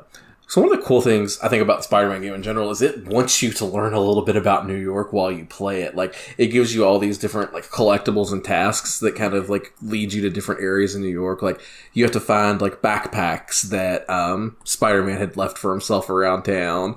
And, like, you get a cool little trinket every time you find a backpack. Like, you'll open a backpack and it'll have the recipes that Aunt May made for wontons, or dumplings, that's the word. It's just funny stuff like that in them. And then, like, Spider-Man's like, yeah, I'm going to get back into photography while I'm doing all this crazy stuff. So he starts taking pictures of all the New York landmarks, which are taking you to real buildings most of the time. It will take you, like, Avengers Tower and stuff, too. But, like, you'll have to get a picture. Like, I know Willie got really happy at one of his favorite New York landmarks was in there. He sent me a DM about. Yeah, I was stoked because the Flatiron Building, which is that like really wedge-shaped one that the traffic goes right around, like that one was on there, and I was just super stoked. I shot that, and then I gained a level, and Spider-Man got better at punching people because I took a picture of the building I like. I'm like, yeah, the video games rule, dude. You know what building isn't in the game that I noticed, and it bummed me out, and it might be because it's around where like Google is, and I think that might be around where the Avengers Tower's at, so it could have been that preceded those, but there's a building, they call it the Jenga building in New York, and it's because it's a big building, but it looks like it's just like Jenga pieces put in, so there's like jutting parts out all over it going all the way up. It just looks fucking crazy, but it's not in Spider-Man, and I'm like, damn, I wonder if it would be because it'd be too hard to run up. I do wonder, like, you know, the various Spider-Man or Marvel-specific landmarks, like, what they've replaced. Because, you know, there's that giant Oscorp building, too. I'm like, wonder what was really there, you know? Yeah, it'd be funny if Oscorp's where Google is. That would be funny. That would be fitting. Because I went into Google, and this is the last New York story, I promise. When I went into Google to visit my brother, because he works there, and we went up in the cafeteria, ate lunch up there. The view out there, we were fucking high up, man. Just looking out over New York was fucking wild. But walking around in Google, there are like places that you can't go if you don't work there and you don't have clearance. There's like places where if you go in there, you have to shut your phone off, and they have to visually see you shut your phone off and things like. I'm like, woo, there's like some top secret shit in here. It's just weird. I mean, it's a weird vibe. I definitely work for a company that has stuff like that. So yeah. It's very I don't know. It may Tech security I don't know the word to describe. If even your client companies are suspicious like that, you have to go through a lot of rigmarole. Especially because you got to think, like, companies like Google and where I work, we definitely have some government contracts that we cannot let that information out to anybody, you know? Yeah, absolutely. And I don't know, it gave me a secret agent vibe. It was just, I don't know, it was like the vibe I got. I'm like, there's motherfuckers in here that know shit.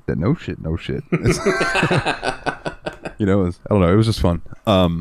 But I just get major satisfaction from swinging around in this game and exploring. Like, if they did one thing right in this game, it's like making the city feel alive, which I feel like is interesting because of how big this game actually is. Like, you don't realize how big Manhattan is. Like, it's a big fucking island. It's like, how's that a part of just one part of New York City? Like, it is huge. Yeah. And I almost wished, and only because my brother lived in Brooklyn, I wished that you could go to Brooklyn, but you'd have to cross the Brooklyn Bridge. I absolutely tried to go on a bridge and go to the Bronx. But you... I want to see how far it would let me go, and eventually a little message just comes and says, you're leaving the playing area. It's just Manhattan. Which is too bad. Wouldn't have been great if it just could let you keep going throughout the entire world. Like, I'm going to keep going to the Bronx. Now I'm going to Yonkers. I'm going to keep on going. Now I'm in Boston. Now I'm in Canada. Later, idiots, I'm fighting crime. I'm wrestling a saltwater gator in Australia. Hi, Adam. A saltwater gator? You mean a crocodile? Yes, crocodile, sorry. Whatever, Dalton. We're not all from Florida. They're the same thing. Crocodile, alligator, caiman. Who cares? Let's just get on with it. Yeah, I was going to say, you know what's... You're sounding pretty saltwater right now. There are alligators and crocodiles in the Everglades, and I'm not sure if they've ever mated, but that would terrify me. Crocagator. A crocagator. An alladile. That sounds like the crocagator sounds like the people that made, like, Sharktopus completely fucking ran out of ideas for one. So, let me reference, because I played the beginning of this game a while ago. So do you... But yeah, not only was, like, the city really cool, but just the way traversing it feels. Like, you feel very Spider-Man, very fast, very agile. Oh. Like, I enjoyed moving around this place a lot more than I enjoyed moving around. Yeah, and I think what helps with that is, like, the jump button. Like, you can actually choose to jump in this game. And that, like, Spider-Man's agile. Like, Batman's a tanky guy. Spider-Man is nimble. He gets around. He moves fast. Like, he can zip through buildings and stuff. He has much more mobility. And I think, you know, it worked in Batman because of their character types. It's true to... Absolutely. Yeah. I just really enjoy the way the city feels like. Yeah, like, the game moves so good and so fast. Like, there's fast travel points. I think I used them twice total. That wasn't meant to be a knock on Arkham, by the way, because it really does feel like you're Batman trying to get around. Yeah. He's very direct and to the point, whereas Spider-Man, you're loosey-goosey. You're really doing a bunch of fun fact is, while you're playing the game, know? I don't know if you've unlocked this perk yet in one of your level ups. Like, you can unlock where you can do stunts while you're swinging through the air, and you can gain experience points by doing stunts. I saw that, but I kind of wanted to stick... I mean, now that I think about it, if it gains you experience points, I should be going for that first instead of later. I just kind of wanted damage, because I thought I might end up blasting through the main story. And then I didn't. If you hit max level, you will have enough skills to get everything in those 3 trees. Yeah. So don't stress too bad about them. I didn't question for a moment that would be a fact, because I didn't see no reset perk button, and it would have been really crappy if they would make a broken Spider-Man. Broken man. He's like a superhero. So really, sucks. since you're the one that's like kind of like started the last out of us, do you want to kind of walk us through what happens like the basically first act of the game? Sure. Let me pull up that one page so I can at least have the head. One thing I wish is like the chapter names were more directly involved with what they are, because just looking at the names, I'm not sure what happened in a lot of these, which is why I kind of wanted you to be the one to talk about Act 1. But while you're looking that up, I want to touch on like the fact. I'm just like so happy and so impressed that they put so much effort into making the swinging feel as good as that they did. Because if the swinging would have sucked, this game would have sucked. This game would have been awful. But it is so fluid and so like you are in control. Like it's not. There's no jank about it at all. Like at least I didn't experience any. I think the combat still could have been good enough to make it an okay brawler without the good swinging, but that's what makes it a good open world game by far. The fact that all 3 of us would have rather swing around than use fast travel. Yep.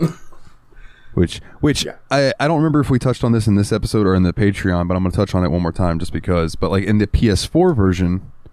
Or we might even talk about this before we went on air.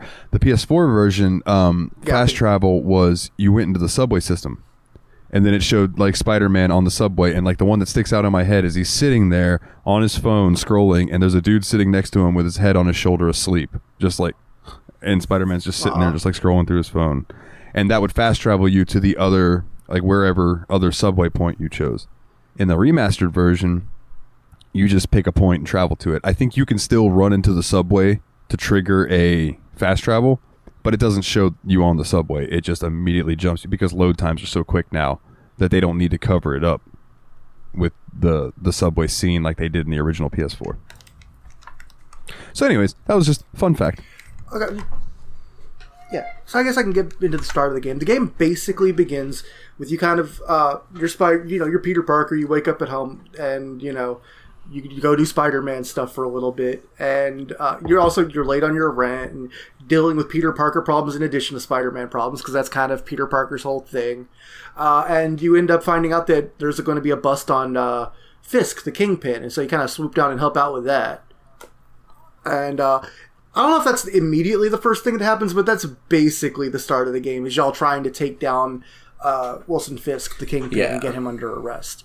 And he basically, after a pretty climactic and cool opening, he basically swears, "You'll regret doing this. The city will fall apart in 1 month." I control the city. The plot of the game is... And then, much like Arkham City, this game's plot then moves basically into what happens in the power vacuum when a major player falls. And at first, like, the power vacuum doesn't seem too bad. You see, like, a lot of, like, these little criminals popping up and feel a lot more bold now that Fisk is behind bars, or, like, they're not as worried about, being controlled by the crime, so that they can go do the crime themselves, because Fisk is put away on the raft, which is basically Arkham for Spider-Man. Yeah. So they basically... I was just going to say, and that whole opening, like, this game does not shy away from going, like, straight action movie style, where there's just, like, explosions, shit falling, lots of things going on, where Spider-Man's just being super badass, and it's like I'll call them quick time events that you have to do that are just super good. Yeah. Can I just say, though, the beginning of this game, like... was really intimidating at first, because like it just felt like it was no holds barred from the very beginning of the game. You drop straight into it. I'm like, oh shit, this guy's shooting me. I'm getting my face smashed in. What am I supposed to do here? Like, it was hard to start because, like, I'm still playing with Batman Arkham in the head, and Like, there's just throws a lot at you at once. I was, like, actually kind of intimidated my first little time in the game. And the combat's, like, faster paced, like you guys touched on, where Batman is very brooding and tankish, where Spider-Man is very quick. Yeah. Throwing punches, wanting to dodge, hit another guy, and you're kind of jumping between dudes and trying to take them down. And then they start throwing, like, dudes at you quicker than Arkham, in my opinion, that are, like, you have to deal with in other ways. Yeah, like guns, and, like, at one point you get rocket launchers getting shot at you. Yeah. Which, by the way, being able to web the rockets and throw them back at them, just beautiful touch. Yeah. Hard to do, but beautiful touch. I have not unlocked that It's power. so That's good. the next one I'm going to get. But the things we're talking about, the bringing guns and rocket launchers, that we're still talking about the soft start of the game. Later on, the game is like, oh, we'll introduce sword guys and whip guys, and we'll make sure to introduce them specially. Yeah. And that's well later on. Like, the mechanics still keep on ramping up for quite a while.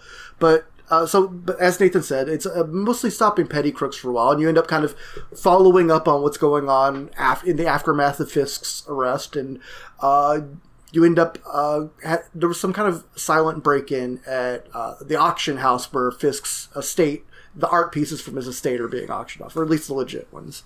And you break into there, and there's a bunch of dudes in basically these creepy Chinese theater demon masks that show up and start causing problems.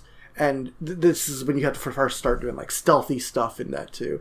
And most of the game doesn't do forced stealth missions, but it does start you out with a forced stealth mission here. Later on, it seems like it's pretty open as to whether you want to take things really punchy, kicky, or if you want to do that. I did skip something. Is this the point where you take over as Mary Jane for the first time? Yes, actually.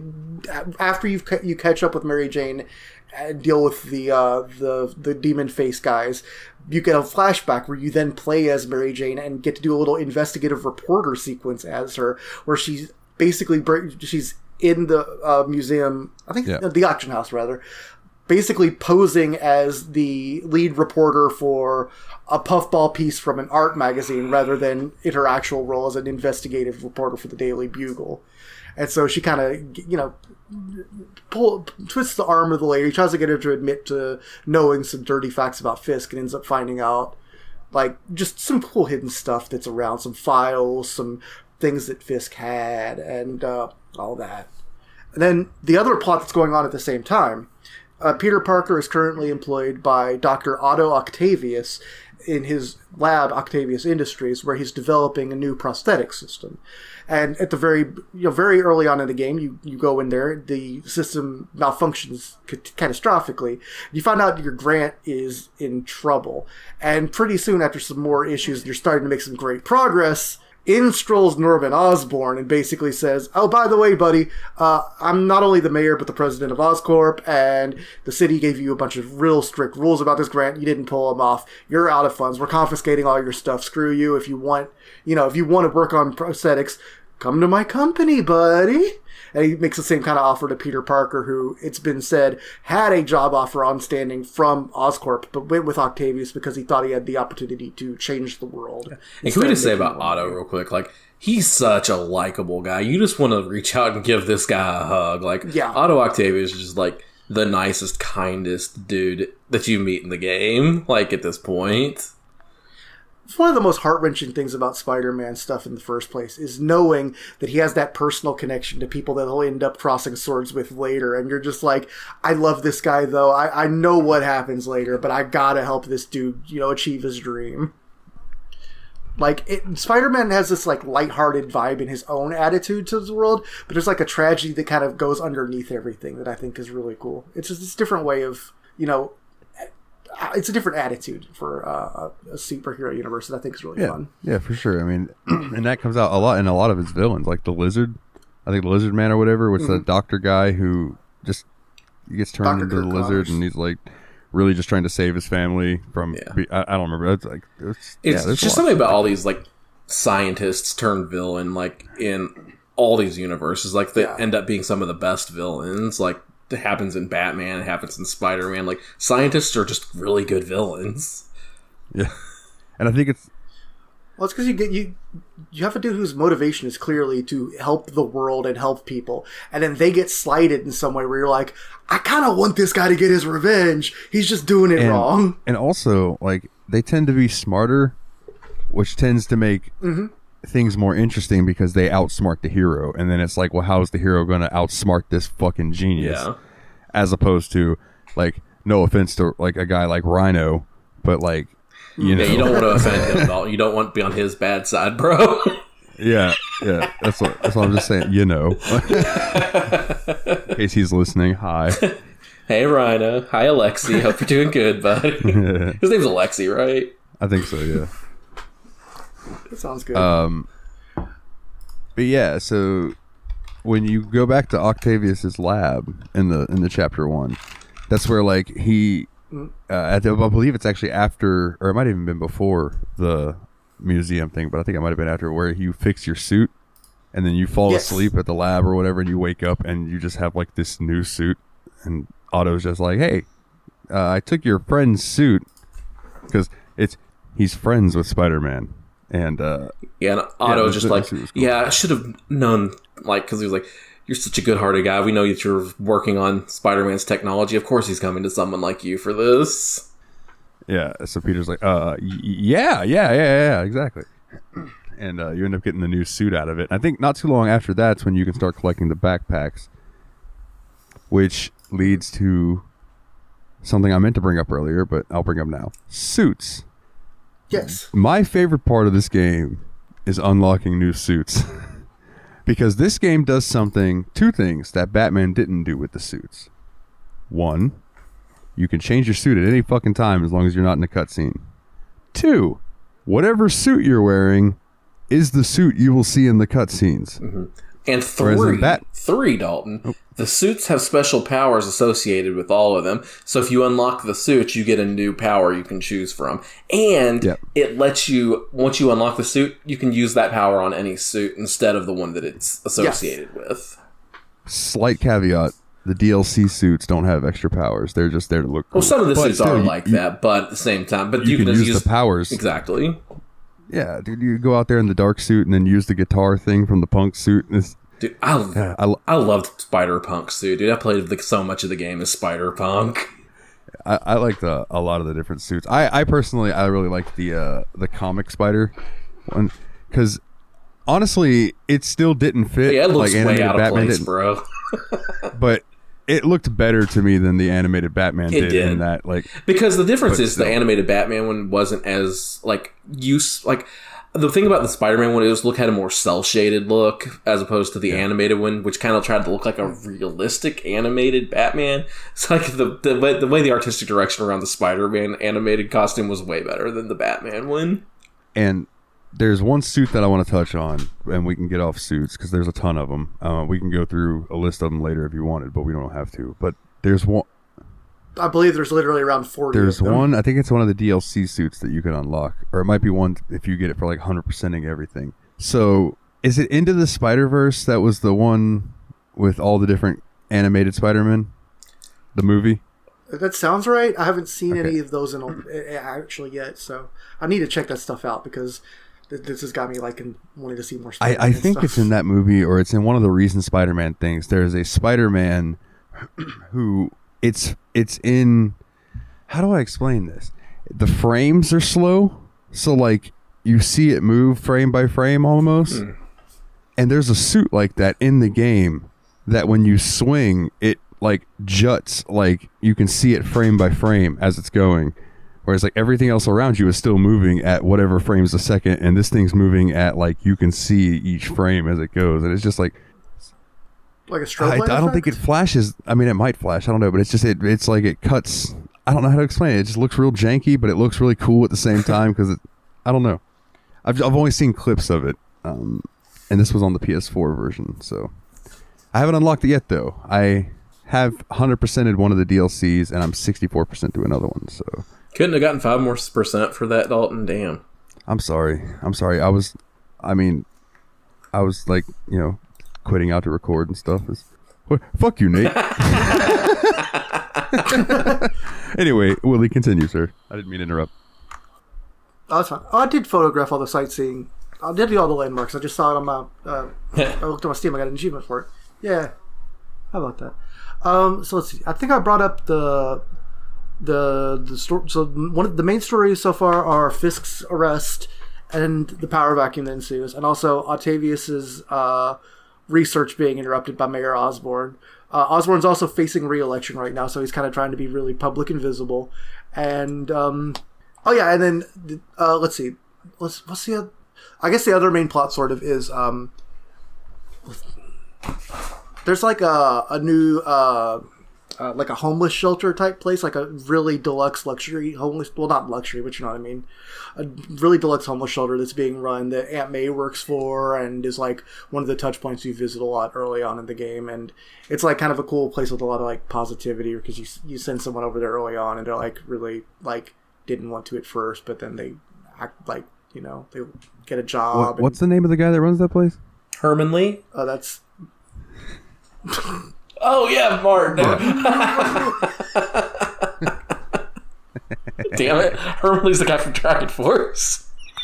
Yeah, he's just in there playing guitar, and everybody at the homeless shelter's like, we're hungry. And he's like, shut up, I'm soloing.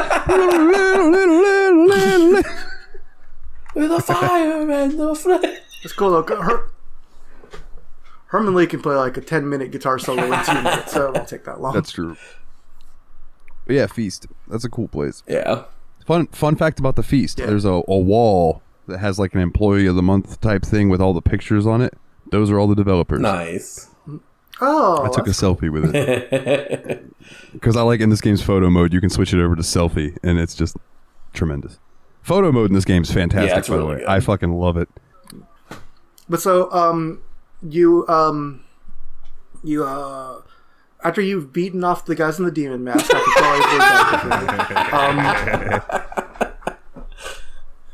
you recover like some files that belong to Fisk, and you also pick up the mask, and you decide to bring it over to Dr. Lee. Because I'm not just going to say Dr. Lee because I keep saying Lee, try to say his full name. If I keep saying Martin, I'm eventually going to call him Herman Lee also, and then I'll feel silly.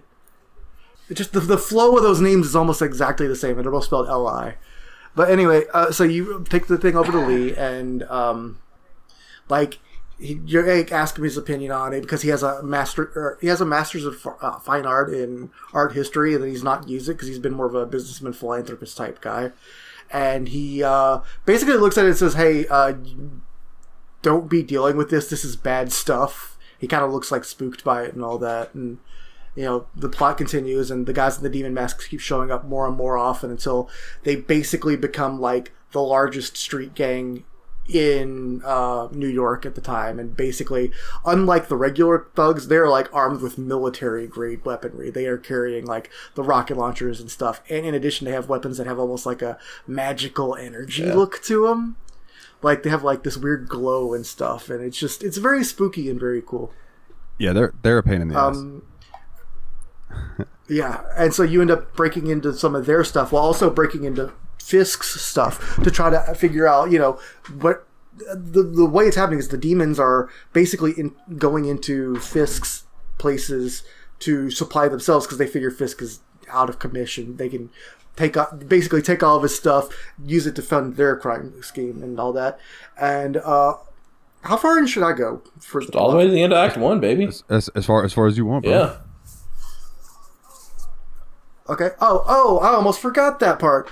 At one point, the Shocker shows up and he's just messing stuff up. So you get a cool. It's a full boss fight. Well, it was one of the harder ones, and I don't know if that's Shocker. for me because it was so early in the game. But like that was one of the harder boss fights for me. Mm. And the whole time I was like, man, Electro looks really boring in this game.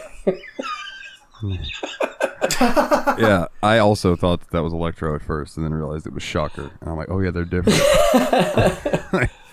That's right. More than one person can have electricity powers, you racist. Wouldn't it be powerist? Power mutinist? I don't know. So, you fight him, and then you fight him again. Yeah. I think, like, you have to chase him the first time, and then you have an actual boss fight with him the second time. And the second time, you confront him, and whoever who's doing work for, he seems scared of. He is not talking. Like, you don't understand, they'll kill me. And it doesn't take... And, like, this guy's a villain, and he's not supposed to be scared of people, but he is scared of whoever this guy is. Yeah. And this guy's a stone cold psycho killer type, so... Well, maybe not psycho killer, but he's a psychotic, criminal. So they figure this is, probably a good sign to keep on checking stuff out. And then this also, over the course of this, like you keep going between missions that advance these main plots and also kind of your personal life plots, and also collectible things. So like at this point you'll run into like your character will think, what would he needs to do I think he needs to do like some kind of science thing. So he looks up one of Harry Osborn's research shacks and ends up headed to that. And then you can fly throughout New York City looking for research sheds on top of large buildings and doing like special missions there that are usually related to like environmental sciences and stuff. Like they're kind of, the idea behind those is that Harry has all these little pet projects, but his dad doesn't want to fund them. So if you prove that they'll be successful, then maybe he'll get funding. They're not my favorite part of the game. They've been up and down. I don't like swinging through the gas like that one. I always miss it. That one is the worst one. The very first swinging through the gas one was like the first one I did, and I hated it. And I thought I was going to hate all the research missions, but I actually ended up enjoying most of the ones after that. I liked, finding water. I liked stopping the water leak. There's one that I liked out of those where like you had to like, there was like a bunch of like barrels that were poisoning the river, and you got to go just swing over them and throw them back out of the river, and then put like some antibiotic in the water to like save the fish. And yeah, the ones where you get to do Spider-Man. I love the touch of like when you finish the one about the water where you cause the water thing because you reverse the pressure or whatever, and then you have to go patch them up. That like J. Jonah Jameson will just pop up on the radio or whatever, and he'll just start like talking shit about the fact like, oh, everybody's giving Spider-Man credit for patching up all those waters. That he created that problem. By the way, we have video footage of him causing that problem, and he always pops in and has some shit to say. You know what? I will say this. The J. Jonah Jameson actor did a really good job, because I have trouble with anybody other than our dude from... crap, why can't I think of his name right? J.K. Simmons, thank you. Being J. Jonah Jameson now. But so that guy did a really good job. But... In fact, I want to come off the plot for a moment, and that reminds me of one of the things I really love about this game is not only does it have the real world New York City feeling, but it also does a great job of putting you in this comic book world at the same time. And like one of the main features that's really good with that is J. Jonah Jameson's podcast, where he's constantly finding reasons to basically say Spider-Man's a piece of shit for all the cool stuff he's done. And sometimes you listen to him and you're like, he kind of has a point on that one. I did kind of cause a lot of financial damage on that. But the other cool thing that's kind of in the same vein is the social media function, right? Because like you'll press like pause to look at your map or whatever, and you'll see like Twitter basically on the sidebar. It'll just be all these fun little comments from citizens of New York saying stuff about, well, guess what happened this morning? I saw Spider-Man web some dude to my car. Yeah, I saw was I was running late for work, and then Spider-Man webbed somebody to my car. Now I have an excuse. Thanks, Spider-Man. That's the one. Oh, go ahead. My favorite one. My favorite thing on the fake Twitter was they really do read like real Twitter, like not like some corny old marketing dude writing what people think Twitter people sound like, but like it sounds like a bunch of actual corny and normal and funny and weird people all talking about stuff. And my favorite one is there's even like a parody J. Jonah Jameson unauthorized type account. And it keeps tweeting shit like, if Spider-Man is really stopping all the crimes, then why does Gino still get away with putting pineapple on pizzas? I feel like you could only have written that if you actually understand Twitter. Because that is... There's a fun Easter egg on the Twitter on there, too, where J. Jonah Jameson's thing is JJJ at home, and his son is on there as JJJ in space. JJ in space. And I thought that was cool, because his son's the astronaut that he ends up becoming... I know they're responsible for bringing down the shit that becomes Venom, but like, he ends up becoming a villain, a super villain at some point during the animated series, I think. I don't remember who it was. Oh well, it doesn't matter. Yeah, but I thought those things were really cool for building like a world that just feels living and breathing, and it's reacting to stuff you do. Even like you said, like the things like webbing people up. That's like a reaction to when you just do a minor crime, not even a like storyline mission. Like they will react. They will say, "Is Spider-Man doing okay? Because I just saw him like pulling stuff out of some unintended backpack he saw. Does he need money?" quickly, just because I looked it up, he was known as Colonel Jupiter, the Man Wolf, or Star God. 3 names for one guy. That's a wild bunch of brands. But yeah, I guess the next main plot point, though, is like you finally are kind of figuring out that it is all about these demons, and you're trying to finally get them wrapped up. So eventually, you get a call from the chief of police, who you've developed a good relationship with. Also, him interacting with the chief of police is so funny because he'll go into this character's like Spider Cop reporting for duty, and she's just like, "Oh God, not this again." Yeah, Yuri Watanabe. Yeah. Watanabe. Dude, she's yeah, awesome. Yuri's great. Like and so eventually, Yuri sends you, was like, hey, we have a lead on this one place. Meet one of our best cops out there. His name's Officer Davis. So you meet Jeff Davis out there at this shipyard. Thank you. And basically, it's another big scene where you take down a bunch of people and you break into this warehouse that the demons have been at with Jeff Davis. And you start, like, finding out what's going on there. You get to find like a bunch of secret doors and stuff using this new electric power you get from him because he tosses you his stun gun, and Spider-Man just takes it apart and makes the electric shot web sling. And so basically you use that to start finding these hidden doors in there. And eventually you make your way to this tunnel, right? And into this tunnel, like you finally, like, I forgot what you were looking for. Do you remember that part? So hold on, you were in, this was one of Fisk's places originally. Okay. You're expecting the demons to hit it. And so it was formerly a bootlegger type thing, so they have a bunch of hidden passages and stuff. And in the vault you were looking, hold on, I'm looking at it if you want. They had like their shit hidden, like their guns and their weapon supplies and all of that hidden in one of these areas. Yeah. And then it turns out that the demons had come in like through the wall instead of going in the other way. And by the time you get there, all the shit's gone. And then you get into a chase. You get to fight your way out, and then you end up in a chase with the demons. Yeah. And so you finally get to the end of that chase sequence, and you stop the car, and Officer Davis saves Spider-Man there somehow. I can't remember exactly how it happens at the end. Like he like punches the guy, and he just goes straight down. Yeah, it was...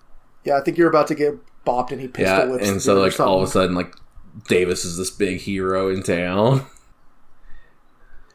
Yeah. And he seems like a really cool guy too. Like you get to speak with him a lot throughout the mission, and like I think they're like in between the next couple missions. That's like the last major mission before shit gets really real. The end of Act 1 segment. Like, but don't you meet Miles somewhere in there at that point too? You literally meet Miles.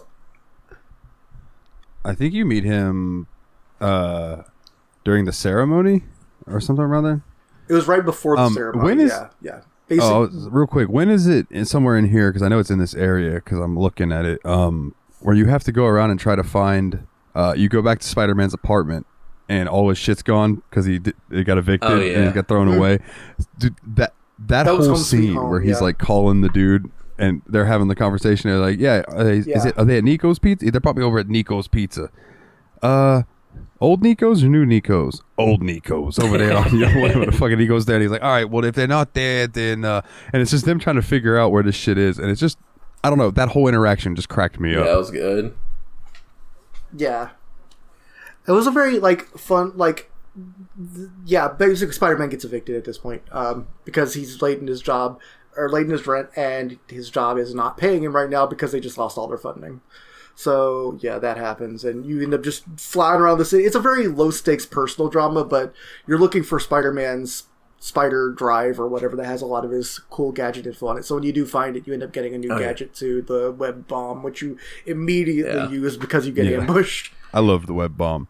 Anytime I had a mission that required a big combo, I would start with those because it would just make my fucking combo go straight up like high, and then I'd work from there. Nice. Yeah, I really liked the suit power. I think it was called Web Blossom, that you just hit both your sticks in and it just shoots web all around you and webs every single enemy in the vicinity. That's the power you get from and I used it a lot through the whole game. It's that good. Me too. I do have a quick question. When is it that the cameo happens? Is it before this stuff? Did we skip over it? It is. It's a little bit before this, I think. Yeah, you end up meeting up with MJ for dinner shortly after you get, or I think it was either just before or just after you lose the apartment. And the cameo does deserve mention. So you go ahead with that. You guys are in the diner talking, and I believe it's when he's asking if he could stay at MJ's apartment. Yeah, I think you're right. And basically they hear a voice, and it cuts over to the guy who's the fry cook at this diner, and he's like, I always wanted to see you two kids together, or something like that. And it's fucking Stan Lee. Did anybody else get almost a little teary-eyed when you saw Stan Lee there? Oh. Yeah, dude. I ripped it. If you look down at my notes, I literally wrote it just about ripped my heart in half. Like, I was like, no, I was like, I'm sorry, I just had like 99 emotions all at once. Continues, like in the Marvel games where they can keep doing his cameos, since he's no longer around to do it in the movies. Yeah. Why not do it in the games where you can animate him? Yeah. You know? I genuinely wasn't expecting it to blast. But yeah, I just wanted to bring that up because I thought that was a really cool cameo. Because that was honestly one of the first moments of the game that kind of tore my heart. And there was quite a few that come after that tore my heart too. Unfortunately, I won't be able to keep up with most of those because I'm only a few chapters further into the game. So I think I'm going to have to figure out a way to bow out of the call until I can get back. But we can get to the end. Well, I mean, we can always ping you in chat when you want to jump back in. But this is the point where you meet my bitch, Felicia Hardy, otherwise known as Black Cat. She leaves you the little, there's like a tape recorder with a little note that says play me with a heart on it and a kitty. And this is where I had the next collectible that I went and did all of them. Which was the Black Cat thing, which is like basically there's just like you around the city there are Black Cat places, and she's basically setting up where she's going to rob or she's already robbed. Yeah, I don't she remember sets which up a one camera there, and she hides one of her little black cats in each zone. And you have to look around with the camera and find it. And this is when Marvel Spider-Man Remastered becomes a hidden object game. Yeah, and luckily, like in hidden object games, if it takes you a while to find the thing, it will glint some light and be like, oh, there it is. I got really good by the last few that I was just finding them before it gave me any kind of hint. I feel like you really quickly realize that it usually does it at like rooftop penthouse entrances with certain angles from the camera. You know, end up knowing what to look for. Like it's Did you finish that mission yet, Willie, or no? Okay. I have not. No, okay. I've done like 6 of them, so I have no idea where they're going with that. I might do that after we get off the call. It's worth it. Yeah, I think so. So I'm trying to scroll through and see what was next because I played a lot of this last week. No, what's next is the end of Act 1. Oh, okay. Then let's go into that. So the big thing that happens is due to his heroic actions and all of that, Sergeant Davis is going to be just say officer. I'd like to just say officer. Yeah. The Officer Davis ends up being recognized at a special ceremony at City Hall that's also going to coincide with a Mayor Osborn rally for his re-election and all that. It's a big political show, but everyone's really happy because the guy's done great. He saved Spider-Man. He's a hero to everyone and all that. And before that, you even meet his family, which includes his son, Miles Morales, who, if you guys are familiar with the extended Spider-Man universe, he also is a Spider-Man later on. And basically, shit goes down. They do the ceremony starts, and during the ceremony, like as Officer Davis begins to make a speech, the assistant hands Osborn a phone call saying it seems really urgent, it's important, and he just takes the call, and there's a guy on the other end. It's like, Osborn, bad shit's gonna happen to you. And Norman's just like, fuck, whatever, dude. I get this call like twice a week. He's like, what do you want? Just, what is it? And the guy's like, I just want you to suffer. And then all of a sudden, like, people with that, like, in those demon masks show up and then start exploding. Yeah, they legit do a bombing story in New York, which I thought was brave. That is the exact same thought I had. Was I can't believe you guys did a terrorist suicide bombing story taking place in New York City in the 21st century. Fucking bold, but they did it tastefully as you can. Yeah. But like they did it well. It felt real though. Like it was horrifying to see, even in a video game, superhero video game form. Yeah. Oh. Absolutely, it was very real and very human, and I feel like they waited exactly the right amount of time to do that, because if you did that in 2008, you would have been crucified. But 2018, I feel like they handled it with the appropriate amount of gravitas. For sure. And because it ends up leaving you like, Peter is down, Miles is down, you see like rubble everywhere and all that, and then all of a sudden you get up as Miles Morales and have to crawl through the rubble looking for your dad. Now, at this point, when I first played the game, I thought Peter Parker had died, and now you were playing as Miles Morales.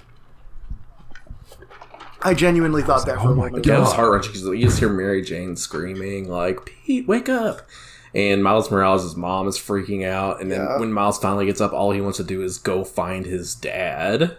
Yeah, he's injured, but he can move around a little bit, so you have to do a little stealth mission to try to get past the demons who are still actively there, executing anyone that survived near the stage that they can find. And, of course, when he does get there, it's too late. Officer Davis is down and dead. Wow. And then it ends on a funeral scene, which sucks. 1 week later, it cuts right to the funeral of Officer Davis, and I breathed a big sigh of relief when I saw Peter standing there in the background, like, oh, good. I didn't want him to be gone just that fast. Not that I would have minded if it had become a Miles Morales game at that point, but I was like, I was getting attached to your story. What about your fiction? During that explosion scene with the demons and all of that, does it reveal who the leader of the demons is? Yeah. Doesn't it? Yeah. Or gives you a glimpse of him? Yeah, there's a really strong hint. No, yeah, I think that's actually, I think he shows up at the end and says, we've got to go. That's right. He calls him off of Morales. He basically, they've got a gun pointed at Miles, and then you see him show up, and he says, that's it, we've got to get out of here. And it's the super nice guy that you love that was working at the Feast Center and had been basically your aunt's nice boss, and everyone loves him, and he helped you with all that, and you probably figured it out the moment he had a bad reaction to the mask. Martin Lee being Mr. Negative. Yeah. Which... Again, I don't remember if we touched on this on air or not. Before we started. Okay. Mr. Negative was actually created for this game. Yeah, because I was talking to the guys. I was like, I didn't recognize this villain, but he was pretty cool. It was Mr. Negative. And that reminds me real quick. I'm going to look up if Screwball was created for this game or not. It sounds enough like a comic book villain. Like, if you told me Mr. Negative was the name of some second-string Flash villain, I'd be like, the whole thing with Mr. Negative, too, is like, he appears like his skin and everything looks like a photo negative. Yeah, it's actually a really dope effect. Oh, okay, so I was wrong. Screwball was not created for this game. Huh? Screwball's first appearance was in Amazing Spider-Man number 559, July 2008. Okay. Cool. So I think... Now, we're kind of through Act 1. I kind of want to go through the last two acts a little bit faster, Dalton, if that's cool. Yeah, that's fine. That's what I figured. Okay. I'll just be watching for the chat message then. All right, buddy. I won't be too far away. Okay. As long as he can't hear us, then we're good. Let's go. So from there, dude, shit just starts hitting the fucking fan. It moves fast after that. And I don't know if that's just the way that I played it too, though, because I kind of once that happened, I was like, I'm so invested in the story now that I gotta go. Yeah, so it basically goes from Mr. Negative, and then he goes and hits Rikers and frees the prisoners and shit, the demons. Go and free, people are running rampant at Rikers, so you have to go solve that while you're doing that. Raft, is that what it's called? Raft gets broken. Well, no, because don't you? No, because you beat Herman Lee. Damn it! Yes, Martin Lee. Before that, you end up beating Martin Lee and putting him in prison at some point in the game because it's not him that frees everybody from Rikers, and it's. I thought it was the demons that went and released everybody else. No, it's Doc Ock that does that, dude.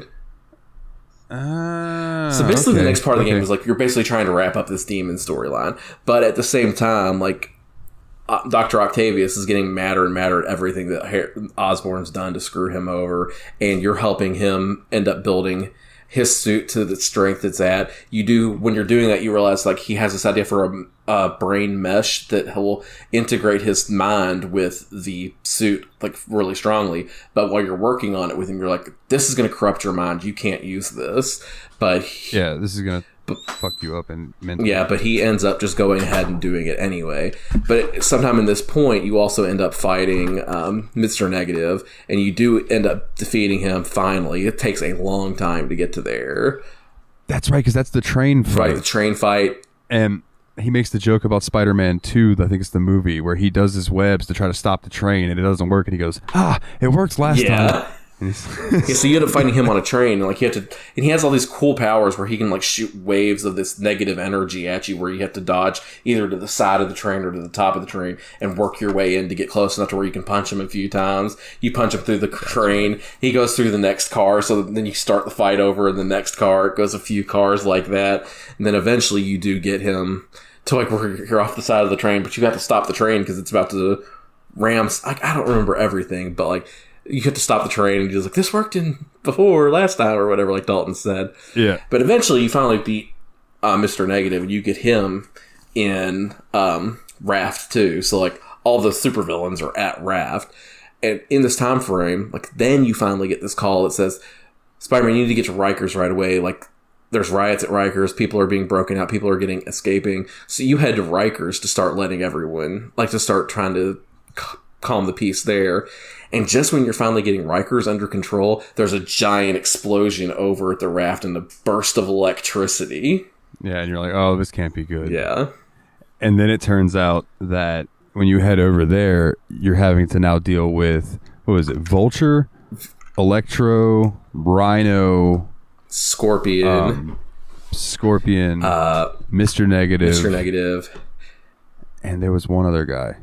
Was it Shocker? Was it Shocker and Electro? No, Shocker didn't come back. It was Scorpion. Let me scroll. Let me see. Scorpion, Electro, Vulture. Because you fight them in pair. I don't think there is anybody else. I think it's just those 5, isn't it? And then Dr. Octopus makes the end of the Sinister Six. Yeah, you're right. Okay. You're right. So the Sinister Six in the game is those people we just mentioned. So, like, you end up fighting all of them, trying to get them under control, but they end up all getting out of the raft, and then you're basically in charge of getting them taken care of again, like rearresting them, because Doc Ock has like hired all these people essentially now to take care of these different tasks in New York to weaken it. While, I was just gonna say the introduction of Doc Ock is badass. Oh god, yeah. Like you kind of know, that's kind of where they're going with it. But like when he finally climbs up that fucking wall and he's got his big arms that you're used to, and he's in that green suit, I was like, there it is. Yep. There it is. That's what I've been waiting to see. And Spider-Man gets his ass kicked. Gets his ass beat, son. Beat. But yeah, and then from there, basically, it's Vulture and Electro. Is that part you have to chase Electro? Yeah. No, that's when he breaks out of the raft. You have to chase him, and then that's what ends up with everybody else. That's right. And then it's going to, I think from there you're going to stop the riots, and then she gives you the choice of going to deal with whichever pair. I think it was Rhino or Electro. So like the pairs were like you can either go after Rhino and Scorpion or Electro and Vulture. So those are your choices. In the meantime, there's something we kind of forgot to mention. There's this thing called Devil's Breath, which was the whole thing that the demons were after. And it's this basically poison that it basically will start a pandemic in New York City in 2018. Bro. Yeah, I was going to say, this is another story point where I was like, ooh, this was a little ahead of its time. Yeah, this one was ahead of its time. And then just watching that, you're like, oh, this is real. This is so real. Yeah, people start dying, coughing up blood. Yeah, it's like places don't have enough beds for all the sick people. Yeah, like fucking, it's awful. And you start seeing people get infected with it. Like Aunt May ends up, because like Dr. Octopus ends up releasing it in Times Square.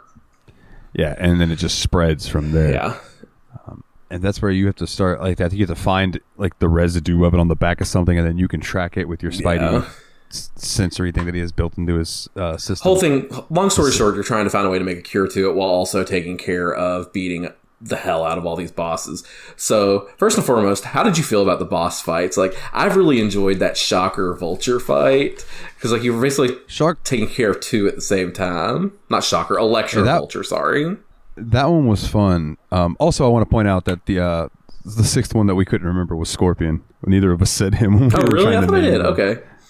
Oh, you might have. I didn't know. I was like, that's the one I've forgotten.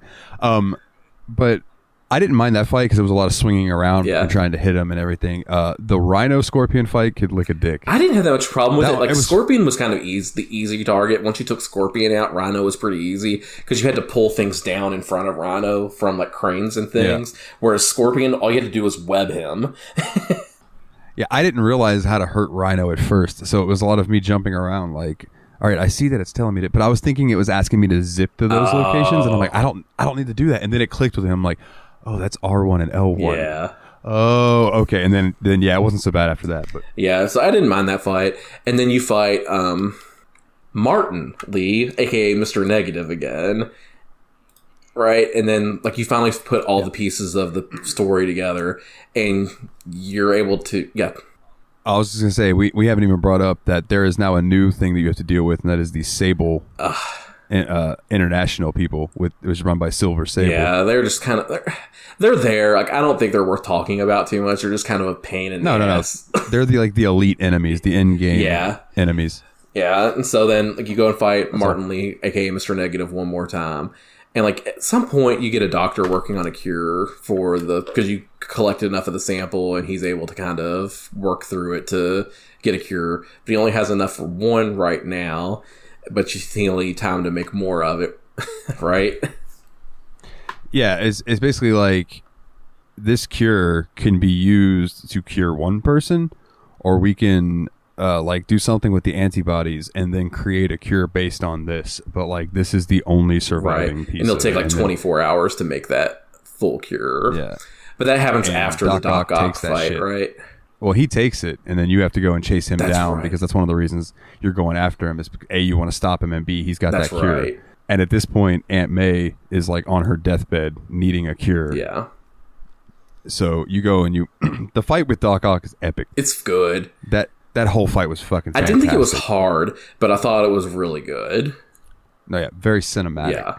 With you guys fighting on the side of the building. That end part, like after you kind of defeat the real main boss part of it, because I don't think you can die at that second the second phase of it, where you're on the side of the building. I don't believe so. But like, it's just the whole thing of Peter yelling at him, because like at this point, like Doc Ock kind of even says he knew it was Peter Parker all along, and that just made Peter so furious. Like, you knew this whole time, and you still did this. Yeah. You knew, and. Yeah, this is where I started pulling at your heartstrings because they started really pulling on the relationship that they built in the beginning of the game between Dr. Octavius and Peter. The three parts that pulled at my heartstrings were there's more than three, goddammit. Well, the first three were this, Officer Davis getting killed, and the Stan Lee cameo. But this part was just so rough. Because and then like when Peter leaves him there. Yeah. Because like Dr. Oct is like trying to like be the evil mastermind and be like, no, I've changed. I'll be different, Peter. And Peter almost seems like he's gonna fall for it. Peter. Oh my god, we haven't done that the whole episode, but yeah, Peter. Don't leave me here. Peter, I can't walk. But I got the gist that like on that fall he broke his back, or maybe his body's just getting that bad where he can't really move that much on his own. But yeah, it basically finally Peter tells him like, no, I'm gonna leave you here for the cops to get you and you can get help. Yeah. And then one of the last scenes you see is Doc Ock being thrown into prison. Yeah. And then after the scene you go back to where Aunt May is being treated and you have the cure, and that's when you find out like, the doctor's like, you can use it for one person, or we could take it for 24 hours. And he's standing there, like, he's Spider-Man in a Spider-Man mask and all that and everything. And the doc's like, I'll leave you alone for a little bit to think about this. And you can see Peter's really struggling with, like, whether or not to give this cure to Aunt May or not. And he starts to, and then he stops. And then he starts talking to Aunt May as Spider-Man. And this part killed me, dude. Oh, dude, I know. She's like laying there and she's just like, take off your mask. I want to see my nephew. Yeah, I was like, God. And you're like, oh my God. I'm welling up a little bit. And then he pulls the mask off and he's just like sobbing, beaten and sobbing mess, but he's also like got cuts on his face and stuff. And she tells him that he's making the right decision. He's like, I don't know what to do. And she's like, yes, you do. Yeah, and that's when he goes to do it and he stops and she fucking dies. And it's like, Oh Yeah. man, and that's pretty much the end of the game. Yeah, then you get the post-credits scene. Like, this part we didn't kind of mention, but like, at one point, Mary Jane was like, that's the end of the game. Yes, so it's sad as hell. But at one point in the game, like, Mary Jane is doing an investigation at Norman Osborn's apartment, and she breaks in and finds his like secret lab in his apartment where he's got all these spiders, and she ends up breaking one of the spider cases. I don't know how this spider got out of it, stayed on her shoulder for like 2 years, and eventually she loses it at Feast, I think. And at Feast, the spider comes down and bites Miles Morales while he's working at Feast. Yeah, and then that's because I remember I told Nate, I was like, stick around for the post-credit scenes because they're fun. And it's basically Miles is helping Peter move into his new place, and he's like, "Can I talk to you about something?" He's like, "There's like some changes going on with my body," and Peter goes, "That's normal for a kid your age." Yeah, well, your body's gonna start going through changes." Miles is like, "Not that. Just let me show you." And he does the Spider-Man jump to the roof. All right, and at this point, I don't believe Miles knows that Peter is Spider-Man. I don't either. And Miles looks at it, was like, "Pretty weird, right?" And then Peter just does the same thing. He's like, "Not that weird." Not that weird, yeah. And then the other post-credit scene is something we haven't quite touched on. So Harry's research projects, he's out of town. He's supposed to be in Europe, looking for like some cure type thing for the thing that's wrong with him that killed his mother, that he also has. And the post-credit scene is Osborn going back into that lab that you were in with MJ, but she didn't open this one part that was sealed. Like this big, it just looked like a big cylinder thing, and he hits it and it opens up and you see Harry floating in this tank. Like, I don't know how to describe it. Like, he's floating there and he's got the stuff like all in his arms. On his arms and his head and everything. Yeah. And he's like in stasis almost. It's very much like when Mr. Freeze froze Nora, you know what I mean? Yeah, absolutely. And Norman just says, I'll find a cure. We were so close, but I will, son. I'll find a cure. Because the thing with the Devil's Breath was intentionally was trying to be a cure for this disease that his mother and Harry have that Norman had been working on. But there were still some things that needed to be changed to make it a viable cure. Because instead, it was kind of had more of a pandemic-y effect. Now, correct me if I'm wrong. At the end of that scene, he's got like his hand on the glass or whatever, and some of like this weird tendril stuff comes and touches the glass where his hand's at. I don't think it would be Venom, but would it be Carnage? I don't know. Like, that's a good question. And that's why this game needs a sequel, and I'm surprised it doesn't have one. Yeah, because I know like in the series, it's Brock that becomes, or Eddie Brock that becomes Venom, right? In the comics, and I think it was Harry becomes. I thought he became Hobgoblin. Yeah, Harry becomes Hobgoblin because his dad was Green Goblin. But then in the animated series, he wasn't Hobgoblin. I don't know. There's so many different canons. Different and weird. Yeah. But yeah, like, I want a sequel to this game because I would love to play as Peter Parker teaching Miles Morales how to be Spider-Man 2. Like, how cool would that be? Yeah. Yeah, well, I hope that the sequel eventually comes to PC, which was Spider-Man Miles Morales. Oh, that was a sequel to this game? Well, it was like a continuation. Like, instead of releasing as a DLC type thing, they just made it a big enough thing to be its own game. Okay, was Peter Parker in that? I believe so. Okay, cool. I didn't know that. Just not the main character. Okay, cool. But it's not on PC yet. But so. Are we good to bring Willie back yet? I was about to say, I'll ping Willie. Okay, cool. So yeah, like, really cool, heart-wrenching stuff in the game, like, but really cool game story and everything. Like, definitely check it out. I just think it was honestly pretty incredible. Yeah. No, yeah, absolutely, 100%. Fantastic game. You want to give ratings? Yeah, let's do ratings. I had to think about this for a very long time because I did give... Well, actually, before we do ratings, is there any other points we want to touch on in the game? Because I don't think we talked about gadgets too much. So what were your favorite gadgets in this game? Personally, I like the high-powered web shot, the one that just instantly hit people to walls. I used that one in the regular web shot the most compared to anything else. Like, I just really enjoyed those two. I don't think I used the spider drone, like, at all. Spider drones were helpful when there was a group of enemies. But also, welcome back, Willie. I was also going to say impact web was my main one. I would use it until I ran out and then just use regular web fluid until I was Willie, back in business. I don't think you've unlocked this one yet, but eventually you get the tripwire ones. Okay. So you can throw those against the wall and they'll catch the dudes, right? But you can also throw them at the dude and they'll stick to the guy, and then he'll just have a blue light, and if he just walks near where that light touches the wall, it just sucks into the fucking wall. And it's hilarious. I need to do that. Absolutely hilarious. That's some real sticky Halo grunt type 100%. Energy. It's awesome. I liked that one a lot. The spider drones, like I said, were helpful. I didn't use them often, but when I would accidentally use them, I wasn't upset about it. Because there were a lot of times that I was going to fire my regular webs, and I would accidentally hold R1 just long enough that I hit a direction and change where I'm throwing. So I can't tell you how many times I would just use that big blast of wind and just like knock people off buildings. Which, fun fact, Spider-Man doesn't kill people, right? It just webs them to the wall. When you knock them off the wall, they'll fall for a while, and then they'll just randomly get webbed to the wall. Yeah, it's so funny. So they don't die. It's so funny. They get sucked back into the building. Because I tried to knock someone as far off of a building as I can that was like 64 stories high, just to watch them and see what happened. And eventually they just kind of get sucked back into the building. For all I was like, oh, that dude's dead. Oh, okay. Parker Kazama has never killed anybody. So Willie, I'm going to ask you first. From what you've played so far, what would you rate this game as? I'm upset that I haven't finished it. I really wish... If I'd started the game 2 days before, I would have probably 100%ed it by now. This game is an absolute thrill ride. I love this. This is some of the most fun I've had, and even though I'm about to pick another game, I think, soon, I'm probably going to play this the rest of the way through before I even get started. Well, you better pick a short game, because you are picking the game of this week. Okay. Oh, I know. Cool. I don't have any worries about this one. I'm going to go ahead and... I think I didn't end up rating Batman, but I think I am going to go ahead and rate this. I'm going to say this is a 9.5. I absolutely fucking loved this game, y'all. Yeah. This is so much fun. 9.5. Oh, yeah.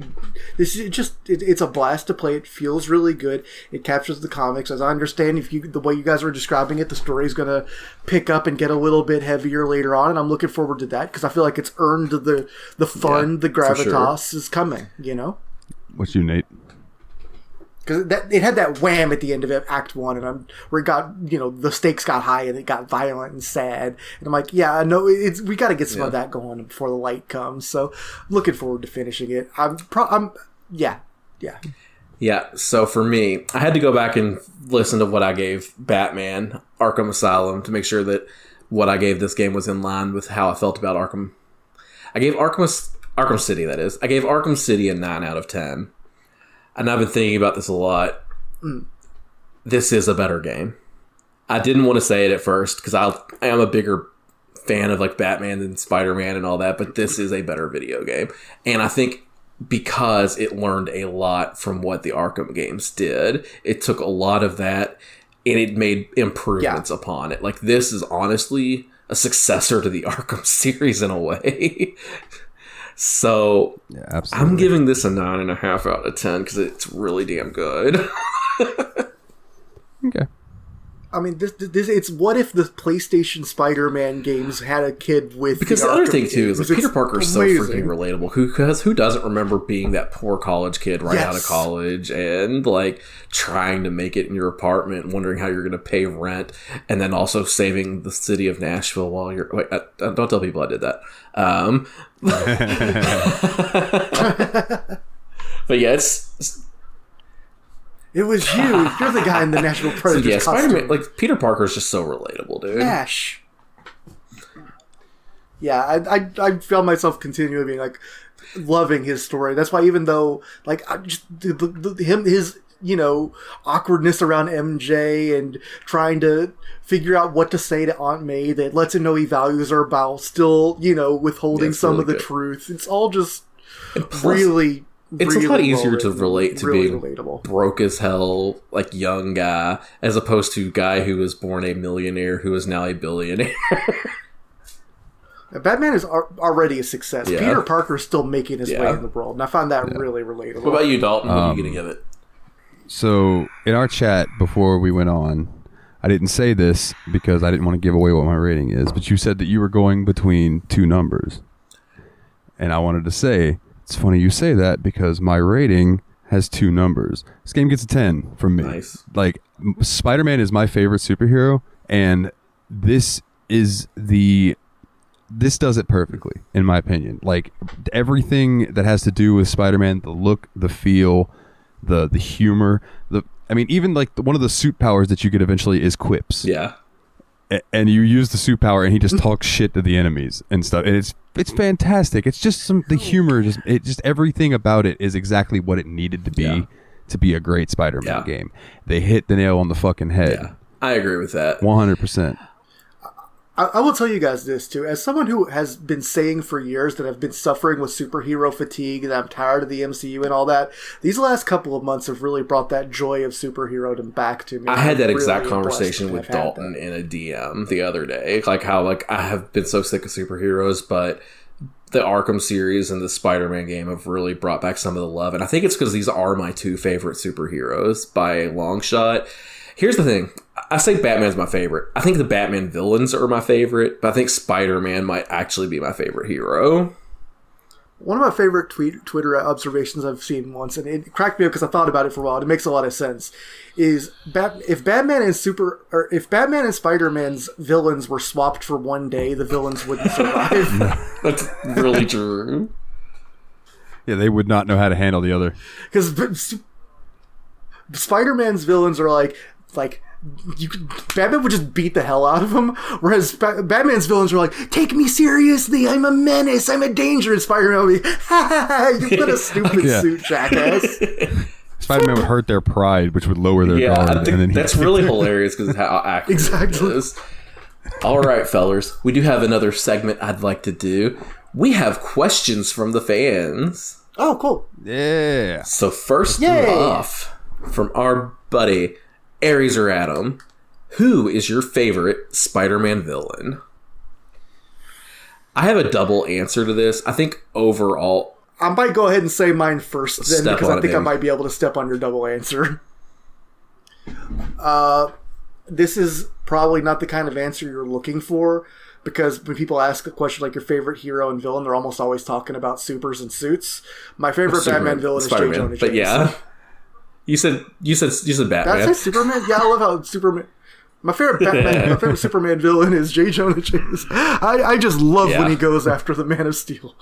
No, but like his constant wheedling and like the fact that he has a perspective that kind of makes sense, but he's just such a magnificent asshole about it, and like he'll never admit he's wrong. He's believable, but just such a jerk. But you love him because he's so over the top. He's very much pro wrestling. He's like Alex Jones of the Marvel Universe. Yeah. Dalton, what about you? Who's your favorite Spider-Man villain? Oh man, I hate to just be like that guy. Do it, be that guy. But it's fucking Doc Ock, man. I can't blame you can't beat Doc Ock. Yeah. So that's part of my double answer. Like, obviously, I think Doc Ock Kingpin's kind of close, but not quite there. But Doc Ock is by far the Spider-Man villain. He is the Joker, like, level of perfection in a villain for Spider-Man. But design-wise, I've always really had a soft spot for Scorpion. I think he's a really cool guy. Cool. Yeah. I also really enjoy it. Like, his whole like suit mechanic and all of that stuff. Yeah. I also want to give a shout out to Green Goblin. Oh hell yeah! Especially Willem Dafoe. Yeah. Yeah. Yeah. I was actually kind of surprised no one named Green Goblin, because I thought he was like him and Doc Ock are the 10,000 ton gorillas in the room as far as. That's why I wanted to have one that was kind of more of a side villain. It's like why I wanted to go with Scorpion, because like I've always loved that suit design. It's so freaking cool. Yeah, and like if I can give a shout, goddamn, I couldn't get that out for nothing.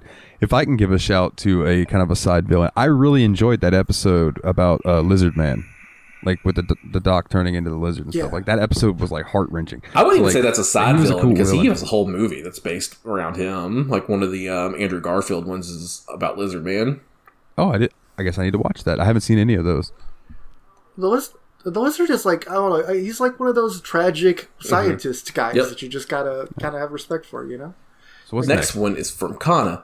And I feel like this is kind of going to be like an answer that we can all kind of agree on. What's the worst game you ever played? Blair Witch. Tiny Bridge Rat Venture. Oh my god, yes, Dalton. I remember that episode.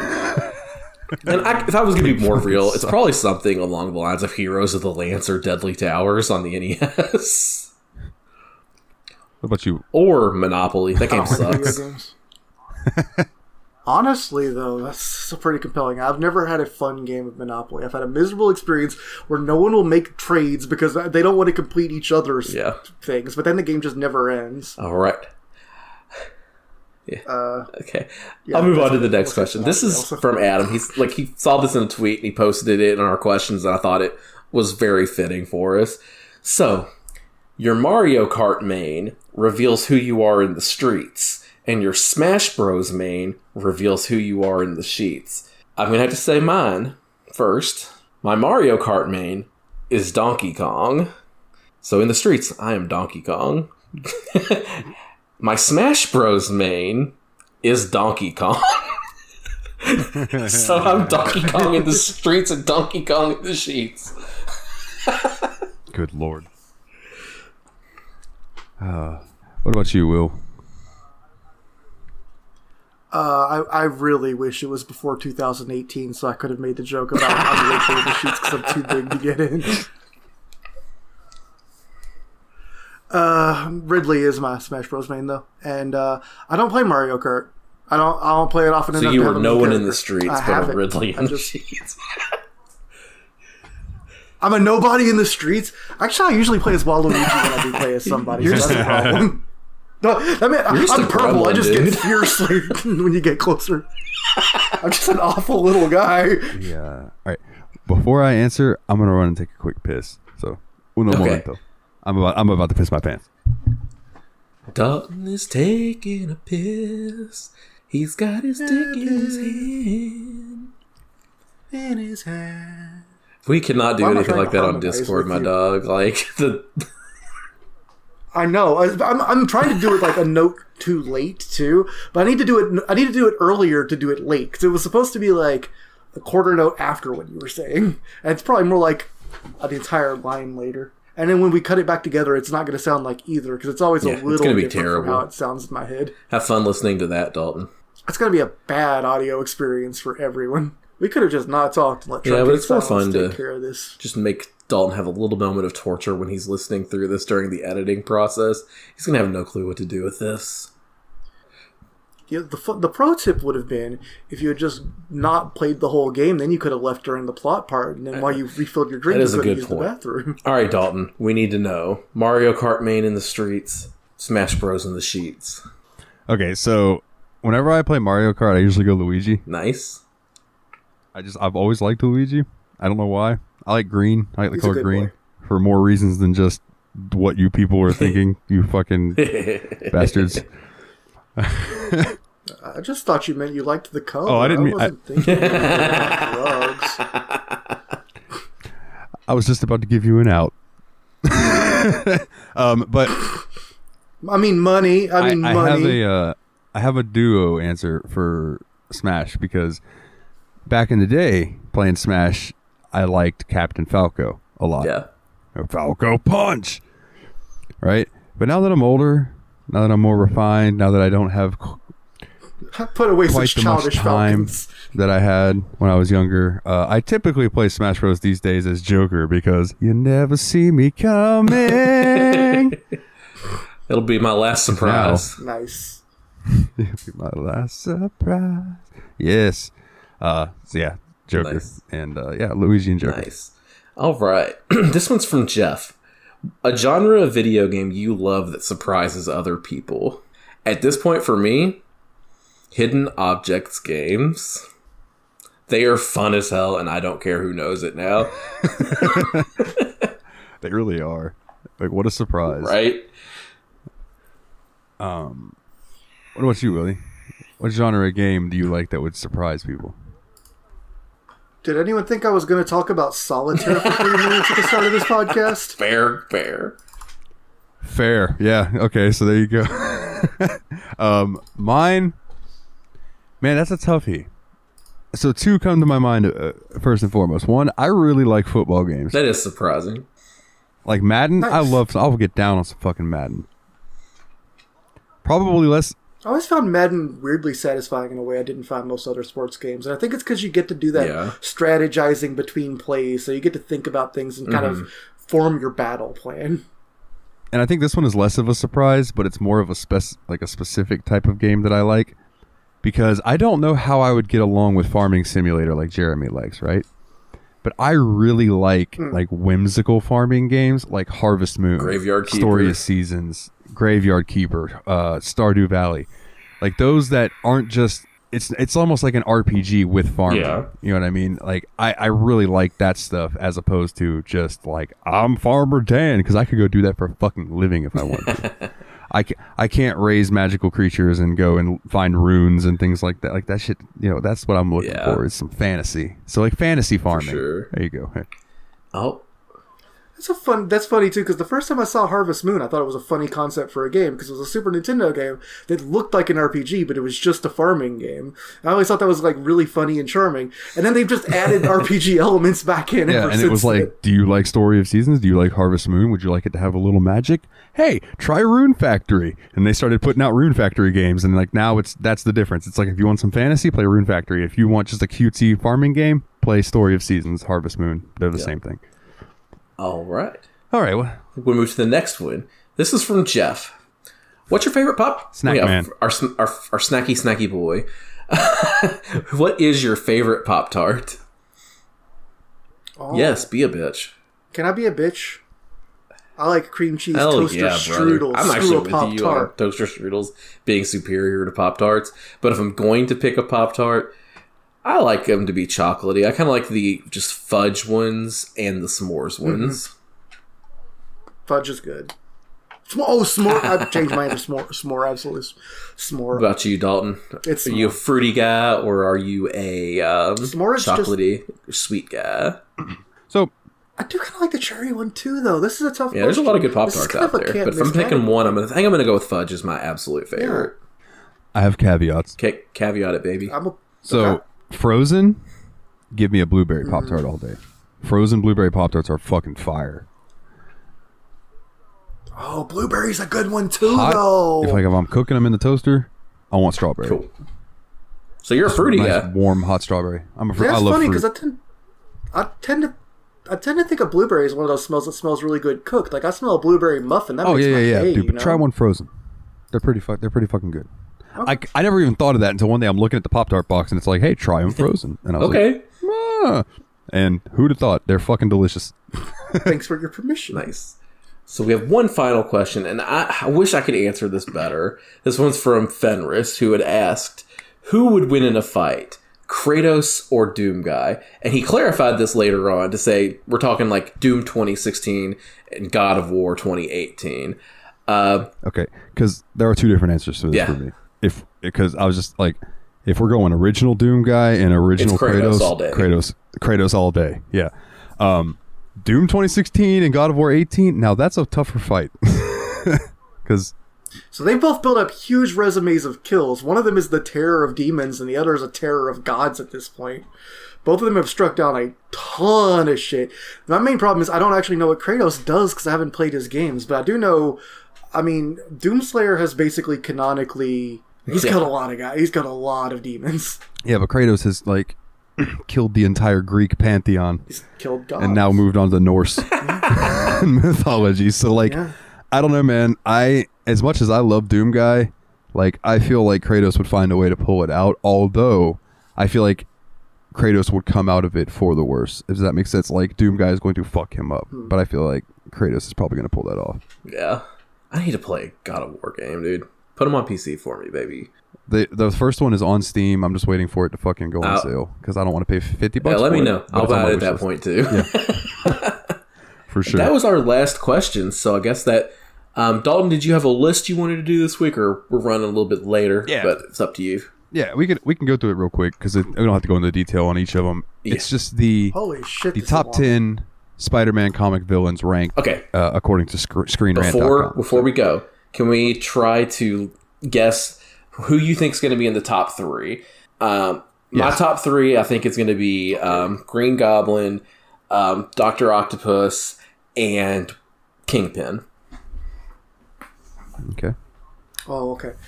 Damn, if Kingpin's on the list, he's probably a top 3. I was gonna say Green Goblin, Dr. Octopus, and Mysterio, but now that you said Kingpin, if he's okay, on so we the basically list, agree on who we think the top 3 is gonna be. Yeah, it's just a matter of if you include Kingpin, then I think he's got to be up there. Okay. So I know who the top 3 are, so I can't. So throw him out there, Dalton. Number 10, Sandman. Nice. Right. So everybody knows Sandman from the movies and stuff. Dude can turn into sand. It's pretty self-explanatory. Number 9. Who's that jumping out the sky? R-E-Y, Mysterio. Oh, man. Yeah, Mysterio is number 9. I always thought Mysterio looked super cool. Yeah, he's got such a cool style, and he does cool stuff. You know, like, I love that, like, special effects magic thing. That's a cool concept for a character. Number 8, Electro. Nice. Right? Yeah, that's one I thought would be a little bit higher than that. So that kind of, like, makes me think Rhino and Scorpion are not on this list. I think you can probably fit at least one. I think Kraven the Hunter is probably going to be around 5. Number 7, the Lizard. Nice. So Dr. Kurt Connors. Number 6, the Kingpin. Ooh. Oh, okay. So we're both tied now, aren't we? Because we only have 2 guys left. Who did you say was going to be number 5? Guys. Kraven the Hunter. Kraven the Hunter. Number 5, Kraven the Hunter. I swear to God. That's awesome. Which I don't know who I was not familiar with this guy. He's got the cool little lion pelt. He's like the ultimate hunter, and he has to take down the most dangerous I didn't realize his game. name was Kraven. That's right, because he started off as Sergey. Okay, yes, that's what it was. Okay, yeah, I watched that cartoon episode. I did not realize they called him Kraven. I knew his name was Kravinoff, and now I feel like an idiot. Actually, I'm thinking about. Anyways, number 4. Venom. Okay. Oh wow! I can't believe Venom bad on our part. In my head now I think about it. Yeah. Number 3. Yeah. Who do we got? Who's the one that's sinking us? The Jackal. Ooh. The Jackal. Yeah. Yes. Now I'm going to read this one because I never heard of this guy. So, the deranged genius behind Spider-Man's infamous clone saga, Miles Warren, better known as the Jackal, once was a professor at Empire State University where Peter Parker and his then-girlfriend Gwen Stacy were enrolled. Obsessed with his student Gwen, Warren was devastated by the news of her untimely death and devoted himself to developing experimental cloning technology in hopes of returning her to life. Ew. Creepy! The Jackal's cloning experiments would lead to years of complicated plots for the Wallcrawler that culminated in the introduction of Ben Reilly, who was believed to be the quote-unquote real Spider-Man for a brief time before being retconned out of existence. Throughout history with the web slinger, the Jackal has continued to blame Peter for Gwen's death and has periodically returned to cause havoc with his seemingly endless supply of clones. All right, last chance though, Willie. Who's number 1, Green Goblin or Dr. Octopus? Okay, I'll take Dr. Octopus. I'm gonna go with Goblin. I feel like you were taking Dr. Octopus, right? Okay. I think if you asked 30 years ago, I think that it's going to be Doc Ock number 1 easy. I think because of the movie, I think Green Goblin ends up Who's number 2? Number 2. Dr. Otto Octavius. Dr. Octopus. Meaning that number 1 is Rhino. No, I'm just kidding. Hobgoblin. It is Green I told Goblin. you Scorpion and Rhino weren't going to be on that list with Kingpin that low. But funny enough, this article about Green Goblin, I want to read this one too, because it says that the Green Goblin is the Joker to Peter's Batman. In a lot of ways. Or as we said that Doc Ock was, Norman Osborn, otherwise known as the Green Goblin. I feel like that it's a more personal villainy between Green Goblin and Peter, which I also think is kind of Batman and Joker. That's fair. The Green Goblin's preferred modus operandi usually involves some sort of psychological or emotional torture to further diminish the confidence of his nemesis. As one of Spider-Man's most heinous opponents, Norman Osborn is responsible for Peter Parker's most significant personal failure, the death of his first true love, Gwen Stacy. I think one of his most heinous opponents. It's like, we can't quite right. He's a real piece of shit, but that's what we're saying. Well, that only leaves one question that begs to be asked. Willie. Ooh, yes. Yeah. What's your host pick, man? I don't know, guys. I've been thinking about a lot of different games, We've been playing kind I of was actually going to request the last this couple of not games. be the too. week we play Like Yakuza Kiwami. Oh, that was absolutely the beginning of my lead into picking Yakuza Kiwami. I need to think of something else. Damn. I will say, I don't know what I want then. I floated out two games. One of the ones you floated to me wasn't a bad idea, but can you type it or something? Because I don't remember what I said. It's a game that I've played, that you played some of, Nate has played a little bit of, and you wanted an excuse to play it, to have an excuse to play it some more. The initials for it are just something that are just really great in life.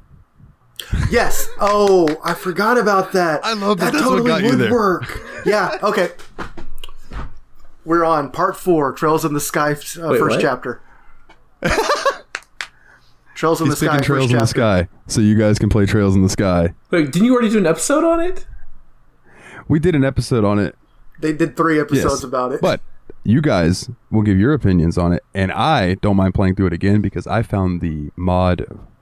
Well, I'm gonna play it again. I might not beat it again. Okay. But I don't know.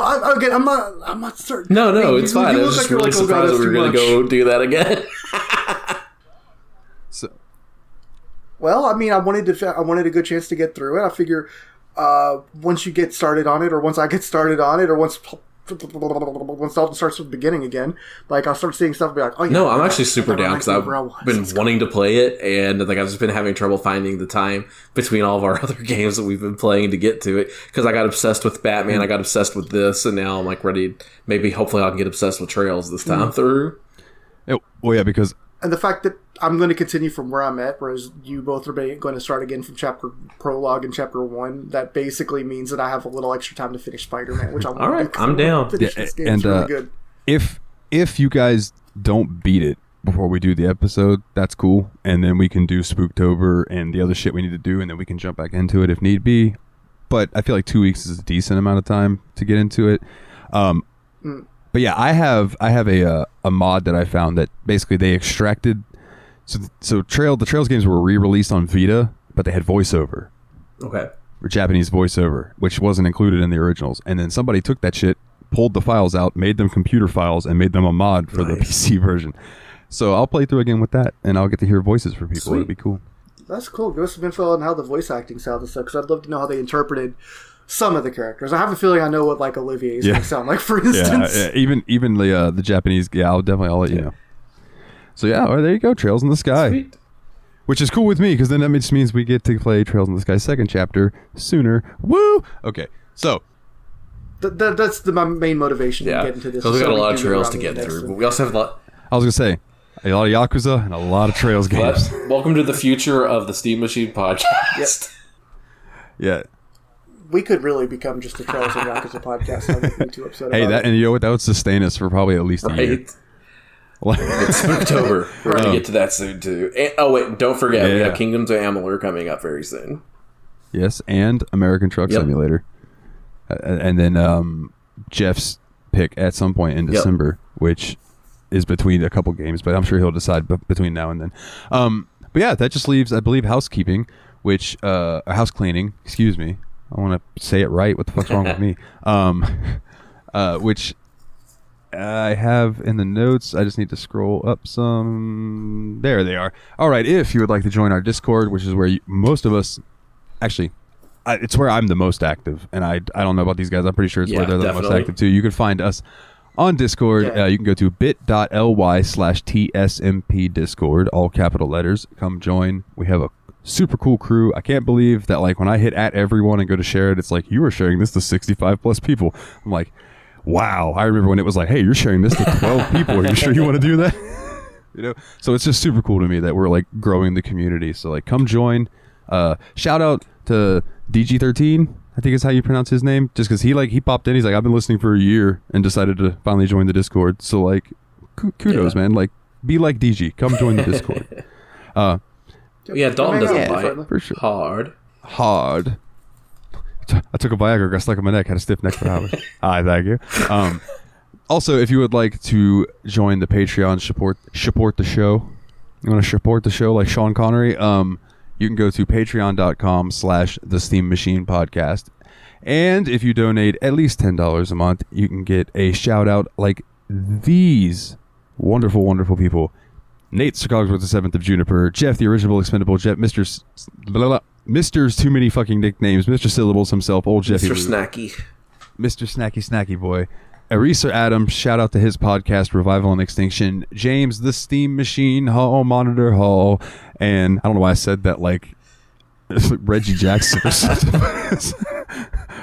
And Team Retrogue, go check him out on YouTube. He actually just released a new video. So go peep that. And you might hear some of my music. And speaking of my music, if you'd like to find some of my music, if you like the show's intro music, you can find me at nilethenightmare.bandcamp.com. Also, I know I talk a lot on this show, but if you want to hear me talk more, you can find me on Yabs Pod, which is yet another BS podcast that I do each and every week with the villain of the Steam Machine podcast himself, Jeremy, otherwise known as Jez of the Evil Wizard.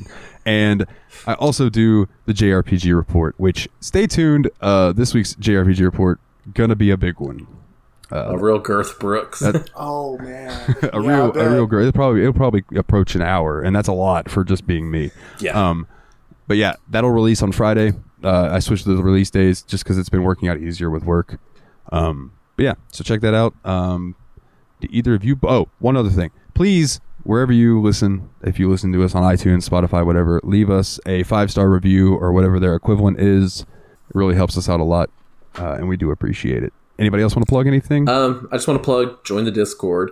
Especially if you want to talk to me, that's the best way to hear from me. And tell me how stupid I am. So go join the Discord. What about you, Willie? I would like to give a shout out to Corn. Because it's so juicy and good. Thanks. Thanks, fellas. I know I can count on you. With great power comes great responsibility. All day I dream about sex. All day I dream about sex. Yeah. And we're on TikTok. Oh yeah. We don't not like super often, but every now and then we find something funny. We throw it up there. You can find it's the Steam Machine Podcast on TikTok. I think, right? Yeah. The Steam Machine Podcast. Yeah. Okay. I didn't remember if we acronymed that one or not, but okay. We got video game footage behind the games that we capture specially for it, behind the little funny clips of our show, and it's good. My goodness gracious. One last thing before we go, and I promise this will be quick. The DLCs for Spider-Man, really fun, worth your time. The ending of the first one ended on a cliffhanger, and it ended in such a way that I had fucking forgotten that I own the other 2 DLC, and I get to immediately figure out what happens, because I was just like, oh my god, I have to wait for the next Spider-Man game? What the fuck? And then it was like, story continues in Turf Wars. And I was like, oh, thank God, I already have Turf Wars. Okay, cool. But yeah, definitely worth your time. It's like he's in Turf Wars in Splatoon. It's definitely worth your time. If you guys dig the game, like, check the DLC out. They're fun. On that note, I'll see how much energy I have. Yeah. Don't rush into it. Just they're there if you want to check them out. And also, just because it took me a minute to figure it out, to access them, you go to the start menu once you're in the game, and you scroll over to the DLC thing, and you choose them from there. Just in case anybody's like, how the fuck do I find the DLC, like I was? So anyways, on that note, they have been the Destructo Bros. My name is Dalton, and in 2 weeks, dude, we'll be talking to you about some Trails in the Sky first chapter, and I have a boner. On that note, with great power comes great responsibility. Take it easy, everybody.